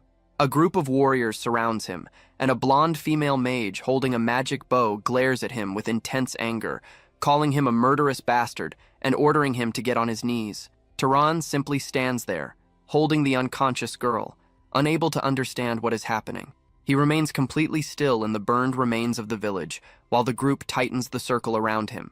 The female archer pulls back the string of her glowing blue mana bow and shouts again for him to kneel immediately. Her eyes burn with hatred as she calls him a murderer and demands to know if the massacre was not already enough, accusing him of even trying to abduct a small child. A knight standing behind her begins to gather fire magic, warning that if Turan moves even slightly, he will kill him. His hands tremble as he struggles to maintain control over the unstable mana. Turan stays composed and tells them to wait, explaining that what they are seeing is nothing more than a misunderstanding. At that moment, the nervous knight completely loses control of his magic and releases a massive torrent of flames directly toward Turan and the child. A deafening explosion erupts, sending a column of fire and smoke rising into the sky. The woman immediately turns and shouts at the knight named Gil, calling him an idiot and yelling that there was a child right there. Gil panics and tries to explain himself, saying it was an accident and that he was too nervous and lost control of his power. Then she notices something and looks up as the smoke begins to clear. What appears before them leaves everyone stunned. Turan is still standing in the same place, completely unharmed, without a single scratch on himself or the child, both protected by a glowing blue shield generated from his bracelet. He glances down at the magic tool and thinks to himself that he did not expect to have to use it this soon. The knights freeze in shock, questioning whether he actually blocked that magic with just his body and how he could possibly have no burn marks at all. The blonde woman narrows her eyes, wondering what kind of defensive magic he used or if it is some kind of bloodline ability. Turan speaks in a cold and firm tone, stating that he is not the one who attacked this village and repeating that this is all a misunderstanding. However, his patience reaches its limit, and he warns them that if they attack him again, he will not simply defend himself next time. Sensing the overwhelming density of his mana, the woman slowly lowers her bow and stops her hostility, thinking that his explanation does make sense, since it would be strange for someone to cause such destruction and then remain behind just to save a child. The archer introduces herself as Bison and asks for his name. He responds that his name is Turan. Bison says that even though the circumstances point against him, she still finds it difficult to fully trust him. Turan gestures toward the girl in his arms and suggests that they ask her for the details once she wakes up, noting that it seems she witnessed the real culprit. Bison shows surprise at his words and repeats them, asking if the girl truly saw the one responsible. Turan looks confused and asks what she means by the arsonist. Bison is taken aback by his reaction and asks if he really does not know who the arsonist is. Turan answers that he does not. She explains that the arsonist is the mad mage responsible for this atrocity. Over the past few months, this killer has been attacking isolated villages, tying up the residents and burning them alive. She adds that since there have never been any survivors, they do not even know the person's gender. The only thing known is that people call him the arsonist. After some time, the little girl regains consciousness and confirms Turan's innocence to the group. She tells them that the attacker wore a red cloak and had a messy beard. She describes him as having a frightening appearance, like a lumberjack. Hearing this, the group finally realizes their mistake. They are filled with shame for attacking someone innocent. Bison and the others lower their heads, apologizing and admitting they acted rashly out of impatience. She tells Turan it was clearly her fault for pointing a weapon at him, and Gil also apologizes. Turan watches them and reflects that even among nobles, some allow their sense of duty to override their judgment, recalling that Midden had been an honest and upright leader. He looks at them and says that since their priority was the child's safety, that is what matters most, and he forgives them. He then asks if they originally came to capture the arsonist. Bison answers that they did. She explains that they arrived at the scene of a recent fire, and when they saw him, they believed they had finally found the culprit, though it clearly turned out otherwise. She states that now that they have a proper description, they will catch him soon, as they have a tracker with them. Turan becomes interested and asks for more details. Since they have a tracker, he asks if they are from the Zahar family and what they are doing in a place like this. Bison quickly raises her hand and denies it. She introduces herself fully as Bison Carmen, saying she is from the Carmen family and that the others are companions from their vassal families. She gestures toward a gray-haired teammate and explains that Asha is descended from a lineage that once mixed blood with a Zahar noble. Bison explains that Asha's bloodline manifested weakly, but it allows her to be skilled at tracking magic, even though she lacks talent for concealment. Within their family, it is referred to as a primitive bloodline. With the misunderstanding resolved, Bison makes a serious request. She asks if Turan would help them hunt down the arsonist. To make it worth his time, she offers him the full reward for capturing the mad mage and even promises to give him her share of the mana they would absorb. She explains that all she needs is the merit for completing the mission. Turan asks if she knows the arsonist's strength, considering that they have never actually seen him. Bison warns him that the man is certainly at the level of a noble mage. She points out that some of the villages he attacked were protected by multiple knights, yet all of them were killed. Turan narrows his eyes. The fact that this person slaughtered not only civilians, but also several knights leaves no doubt that he is powerful, likely a noble-level mage as she claims. He reflects that the weak demonic beasts he encountered along the road no longer help him grow stronger. He considers that this arsonist might be exactly the kind of opponent he needs at this point. He agrees to help. Bison is clearly relieved to hear it. Turan then says that before starting the hunt, they should first ensure the child's safety. The group travels to a nearby safe location. There, Turan hands the village elder a pouch of money, enough to support the girl until she reaches adulthood. The elder accepts it and assures him that he will take responsibility for raising her. To ensure the child's safety, Turan fixes a sharp gaze on the village elder and states that he will return in a few years to check, so the child must be cared for exactly as instructed. The elder flinches under the pressure and quickly assures him that he will take proper care of the girl. With that settled, the expedition begins. Turan and the others return to the ruined village. Asha, whose lineage traces back to a Zahar noble, closes her eyes and pushes her ability further. After a moment, she suddenly opens them, sensing something. She starts moving into the jungle, taking the lead and saying they still need to search more carefully. Turan asks which direction they should go, and Asha tells them to follow her as she traces the path through dense forest and uneven rocky ground. Along the way, they notice many trees have been destroyed. Eventually, Asha stops and examines the surroundings, searching for more clues while Bison and the others stay close behind. Turan asks how she is tracking him. Asha turns and explains that she first followed human footprints, and once they reached the main road, she began tracking the scent of ash. She reasons that if the killer has not changed clothes, he would still carry the residue from burning the village. Turan finds her method precise and understands why she failed to find him earlier, since she did not even know what she was looking for. Suddenly, Asha declares she found something and immediately runs ahead. Bison calls out to her, telling her to slow down, but Asha continues forward. After running for some time, they arrive near a small mountain. In front of them stands a large cave.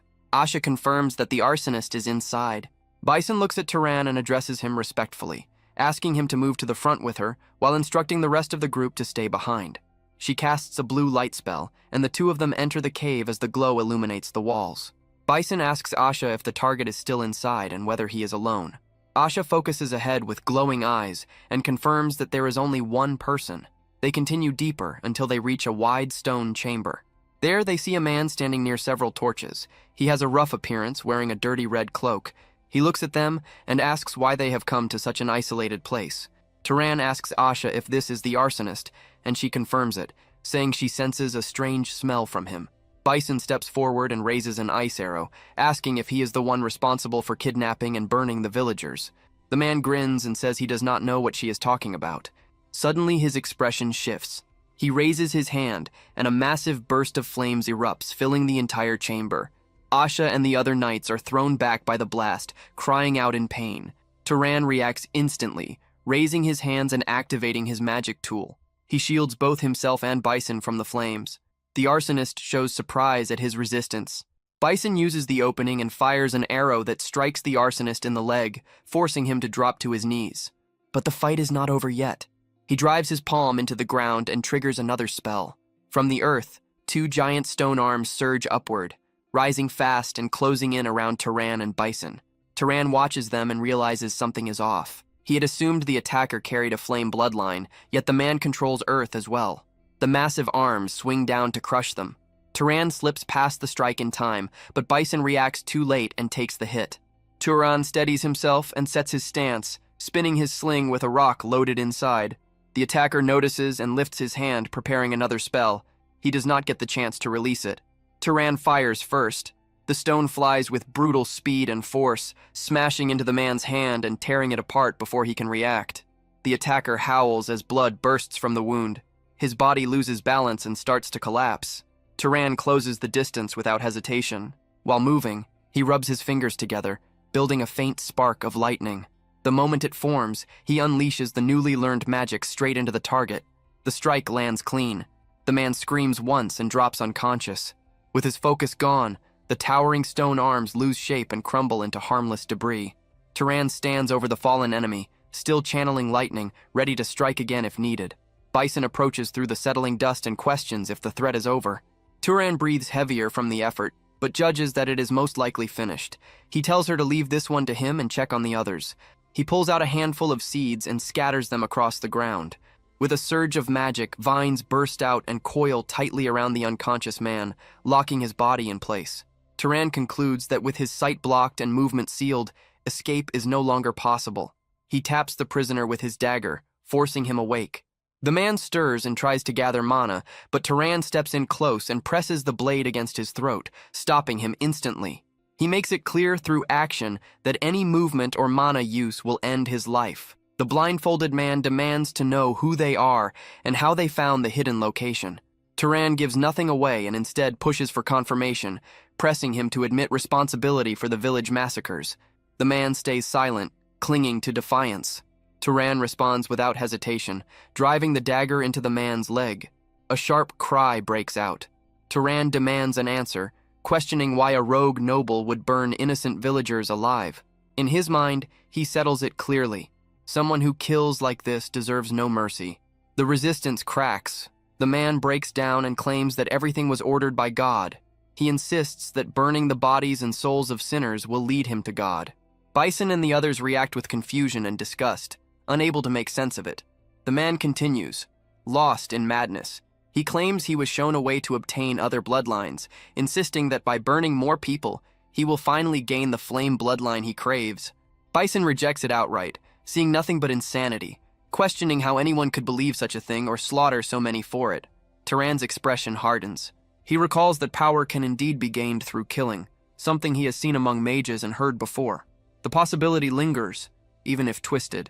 The prisoner keeps muttering, stuck in his obsession, repeating that only a few more villages need to burn before the power of flames becomes his. Turan grips his own arm, his thoughts turning dark. The man's words linger, and he considers the possibility that it was not just madness. A grim idea forms in his mind, that the arsonist may have uncovered something real about this world. Once he gathers everything he needs, Turan acts without delay. His blade moves in a clean motion, severing the man's head instantly. The body drops where it stands, collapsing in front of the group. The sight hits hard. Several members feel unease settle in. Bison notices the shift and looks toward the others. Gil struggles to speak, his reaction slow, but he eventually forces out that killing someone bound and helpless feels closer to execution than battle. Bison shuts that down immediately. She rejects the hesitation and reminds him how easily they could have died if things had gone differently. To her, there is no room for sympathy. The man was a killer, and nothing done to him could repay what he had done.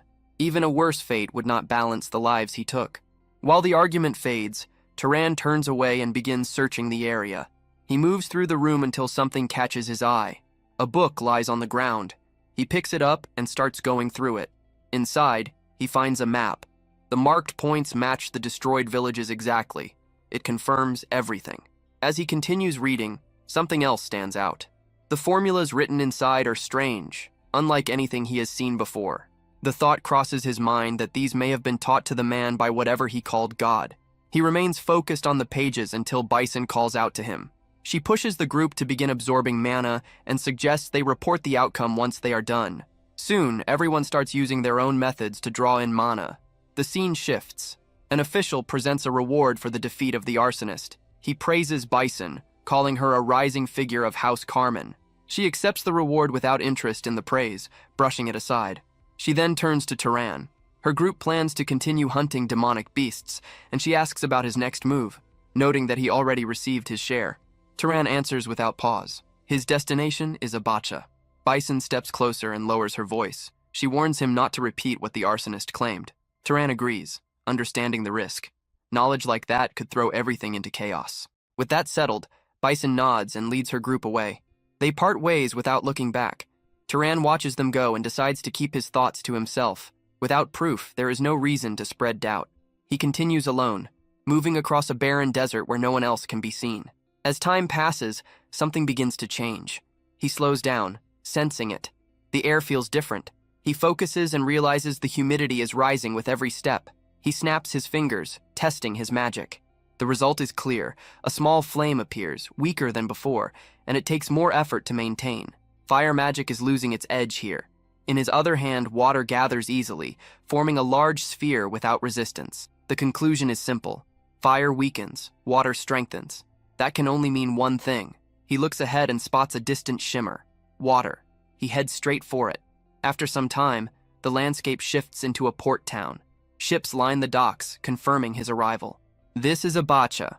Inside the city, a group of sailors talk among themselves.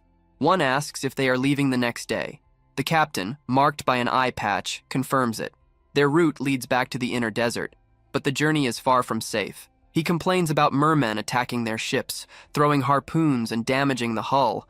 Another questions how bad things really are. An older sailor adds that pirates are just as dangerous.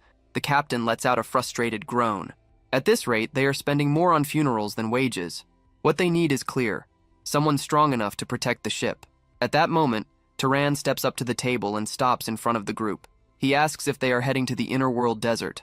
The captain looks up and answers in a blunt tone. The ship leaves the next day, but it is no place for passengers. Anyone wanting a ride would have to give up a barrel of alcohol. Turan does not react. He calmly places his hand over a cup sitting on the table. The captain questions the move, but the words die off as the cup freezes solid in an instant. Ice locks around it completely. The mood shifts fast. The captain stiffens, clearly shaken by the display. The other men rise from their seats, their tone turning respectful as they question why someone of his level is in a place like this. Turan dismisses the change and makes it clear he is not here for status. He is looking for work. The captain's attitude flips just as quickly. He asks what the knight wants. Turan states his goal directly. He needs to reach the inner world desert, not as a passenger, but as hired help. In return, he offers protection. Any mermen or pirates that attack the ship will be dealt with by him. That will be his payment. The captain understands immediately. Turan heard everything. Still, he hesitates. The ship is in poor shape. There is no proper room, no real wage for someone like him. Turan cuts through that concern. Payment and comfort do not matter. His only objective is reaching enroll. That answer hits hard. The captain pauses, surprised by the resolve, then accepts. The deal is made on the spot. Turan joins the crew. The scene shifts. A different place falls into chaos. Flames consume multiple houses as dark elves launch a sudden and violent assault. Soldiers struggle to hold their ground, barely keeping the attackers back. One soldier faces a charging dark elf and manages to cut it down. There is no time to breathe. Another rushes him and he kills that one too. He keeps fighting, taking down enemy after enemy, but they do not stop coming. The numbers keep growing. He realizes the truth. At this pace, he cannot hold out. As another enemy closes in to strike, the sky erupts. Golden lightning crashes down, tearing through the battlefield. Every monster in the area is wiped out in an instant. The soldier looks up, stunned. Above him, Mesa hovers in the air, her presence overwhelming. Relief hits him hard. He expresses it quickly, but she stays focused. She sends him back to his unit without delay. He follows the order and runs straight back into the fight. Another figure approaches her midair. Kadram Arabian, vice commander of the Arabian subjugation force, moves in and checks her condition, asking if she has been injured. She shows no concern for herself. He warns her not to push too far, pointing out that her life carries more weight than a few battles. She ignores that and demands a report instead. Kadram answers, "The situation is under control. They will reclaim the area soon. The only problem left is locating the enemy tunnels." Mesa makes her intent clear. The moment those tunnels are found, she will enter them herself. With that, she leaves without another word, flying off. Kadram watches her go, irritation clear. He clicks his tongue and mutters under his breath, blaming his brother for raising her that way. He sees her as reckless, spoiled, and heading toward the same end as her family. The scene shifts again. Turan stands on the ship facing the open sea. The ocean stretches endlessly ahead as he watches in silence. Turan stands at the edge of the ship, his gaze fixed on the endless ocean as his thoughts drift. Even if he reaches the lands of Zahar, he has no clear path forward. Charging in blindly would be reckless. He does not even know his father's name or status. All he has is a portrait of his mother and a few belongings she left behind. Finding the truth could take far longer than he wants. His thoughts break when the one-eyed captain taps his shoulder. The man jokes that staring like that might dry up the sea and asks what is weighing on his mind. Turan answers simply, saying he was thinking about how vast the ocean is. The captain agrees without hesitation, adding that even sailors grow tired of the view after enough time. He asks if Turan is handling seasickness, but Turan shows no trouble. The captain mentions hearing that Turan has been learning from the bosun, picking up skills from tying knots to working the sails. The man found it amusing, even exciting, to teach a knight such work. Turan admits he wanted to learn and found the experience more enjoyable than expected. Their talk is cut short when a crew member calls out that food is ready. The captain gathers everyone, sending them toward the mess hall. During the meal, an old sailor comments that the food cannot compare to what they would eat on land, but at least they have sauerkraut. He explains its importance, saying that without it, they would suffer from a deadly gum disease. He describes how gums begin to bleed until death follows, but sour foods can prevent it. Sauerkraut works best since fruit spoils too quickly at sea. Turan listens with interest and asks how such knowledge was discovered. The old man shrugs it off, saying the information spread over time. Before that, sailors tried anything, even eating raw mermaids in desperation. That detail catches Turan off guard. The moment settles until a lookout shouts from above. A mid-sized ship appears ahead, positioned off to the side. Someone asks if it belongs to pirates. The lookout cannot confirm, but there is no crest flying from its mast. The old man mutters that the calm weather was suspicious and assumes the worst. Pirates. The captain wastes no time. He orders everyone to prepare for battle. The crew moves fast, grabbing weapons from storage. The old man approaches the captain, asking for a plan and suggesting retreat, but the captain points out the obvious. The enemy ship is faster. Running will only delay the inevitable. The captain turns to Turan, weighing the situation, and asks if he can handle it. Turan answers without hesitation. As long as there are no nobles or knights among them, it will not be an issue. That is enough. The captain gives the order to turn the ship and face the enemy head-on. The crew erupts, shouting with renewed confidence. The ships close the distance quickly. On the opposing deck, pirates stand ready, armed and shouting. They call out, demanding surrender, claiming they will spare lives if the crew gives in. Turan considers it for a moment. The old man cuts through the idea, asking if being thrown overboard after having their legs cut off counts as mercy. That settles it. The truth is exactly what Turan expected. He moves first. With a powerful leap, he crosses the gap and lands on the pirate ship alone. The enemies freeze for a second, caught off guard by the bold move. They shout, demanding to know who he is. Turan does not answer. He draws water straight from the sea with his magic, shaping it into sharp ice. The pirates rush him, but they are too slow. The attack comes down in a storm. Ice shards shoot forward, tearing through bodies and dropping men where they stand. Screams fill the deck as chaos spreads. Turan locks eyes with those still standing. There is no hesitation left, no reason to hold back. Mana surges from him, heavy and threatening, pressing down on everyone who remains. Only bodies and frightened people remain. But the captain shouts, "Don't be scared, you punks! If we don't kill him, we're the ones who'll die anyway." Everyone rushes against Turan, but with a cold and blue gaze, as if it were the sea itself in his eyes. The water around begins to take shape, and quickly Turan creates an ice sword, which he uses to defeat the first enemy with a precise strike. Don't let up. Keep attacking. They try to attack at the same time, but the protagonist easily blocks, disarming both of them. He uses magic to increase his speed and in milliseconds strikes both of them at the same time. Another pirate tries to make a surprise attack, but Turan notices and cuts him in half. At the same time, he grabs the spear and already strikes another pirate in the middle of the chest. Another wave of pirates try to hit the protagonist, However, he alters the anatomy of the sword, making it more liquid and increasing its reach, thus cutting 4 enemies at the same time. A pirate who was supposedly dead stands up and makes a surprise attack, trying to restrain Turan. There, now's the chance. Kill him. But something shocks the supposed dead man. The knife did not go through, and we only see Turan's anger. None of the attacks hurt him, the blades not going in. And with that, Turan begins the massacre, dismembering the enemies in front of him, beheading all of them. It is a true rain of blood on that boat, in which only Turan remained. With a frightening expression, not even looking like a mage anymore, after all the disaster, the sound of hooks is heard, and Turan's allies finally arrive. Surprised after all, he really wiped them all out. The captain jokes, asking if does he happen to work as a cleaner on the side. If he does this impeccable cleaning, our team will have nothing left to do. The others celebrate. That was truly amazing. Long live the knight. Woo, you bastards. Serves you right.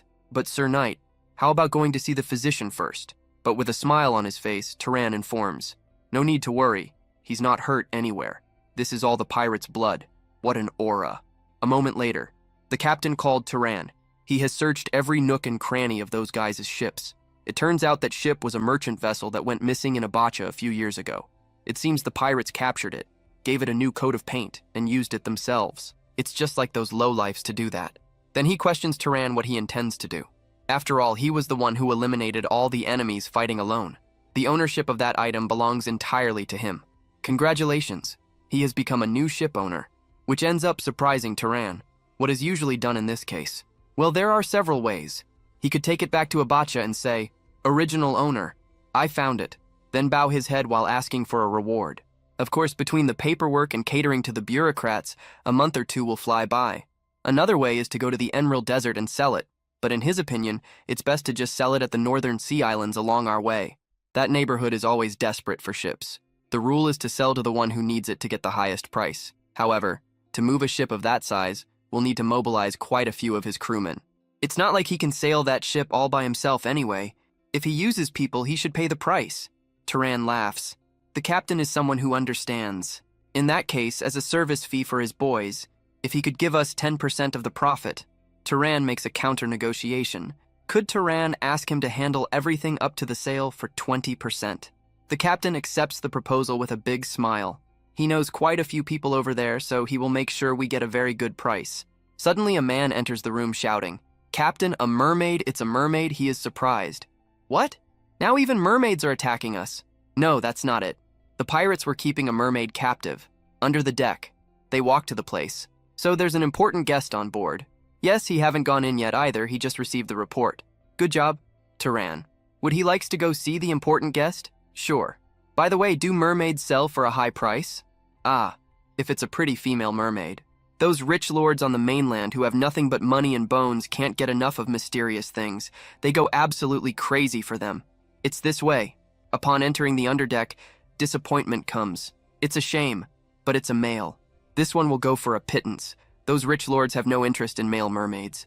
Well, unless it's a legendary royal who can transform into a fish. But the fish becomes enraged. How insolent. Male, he says. He is our Mani, the 47th Prince of North Estadale. Show some respect, you lowly humans of the land. Is he saying he's royalty? It seems so. Maybe he thinks that's the only way we'll keep him alive and sell him, so he might just be bluffing. So can he transform into a fish? Mermaid Prince. But he says he cannot. Then Captain asks why. That's because he is being restrained like this and out of water. He must enter the sea in a perfect state to be able to transform. But both look at each other and come to the conclusion that probably he's playing tricks to try and escape. Then the captain asks what Turan is going to do. He asks if the rumor that mermaids eat humans with a certain frequency is true, and the captain confirms that it is. Then Turan will kill him, since he's not worth any money anyway. It would be a jackpot if what he said was true.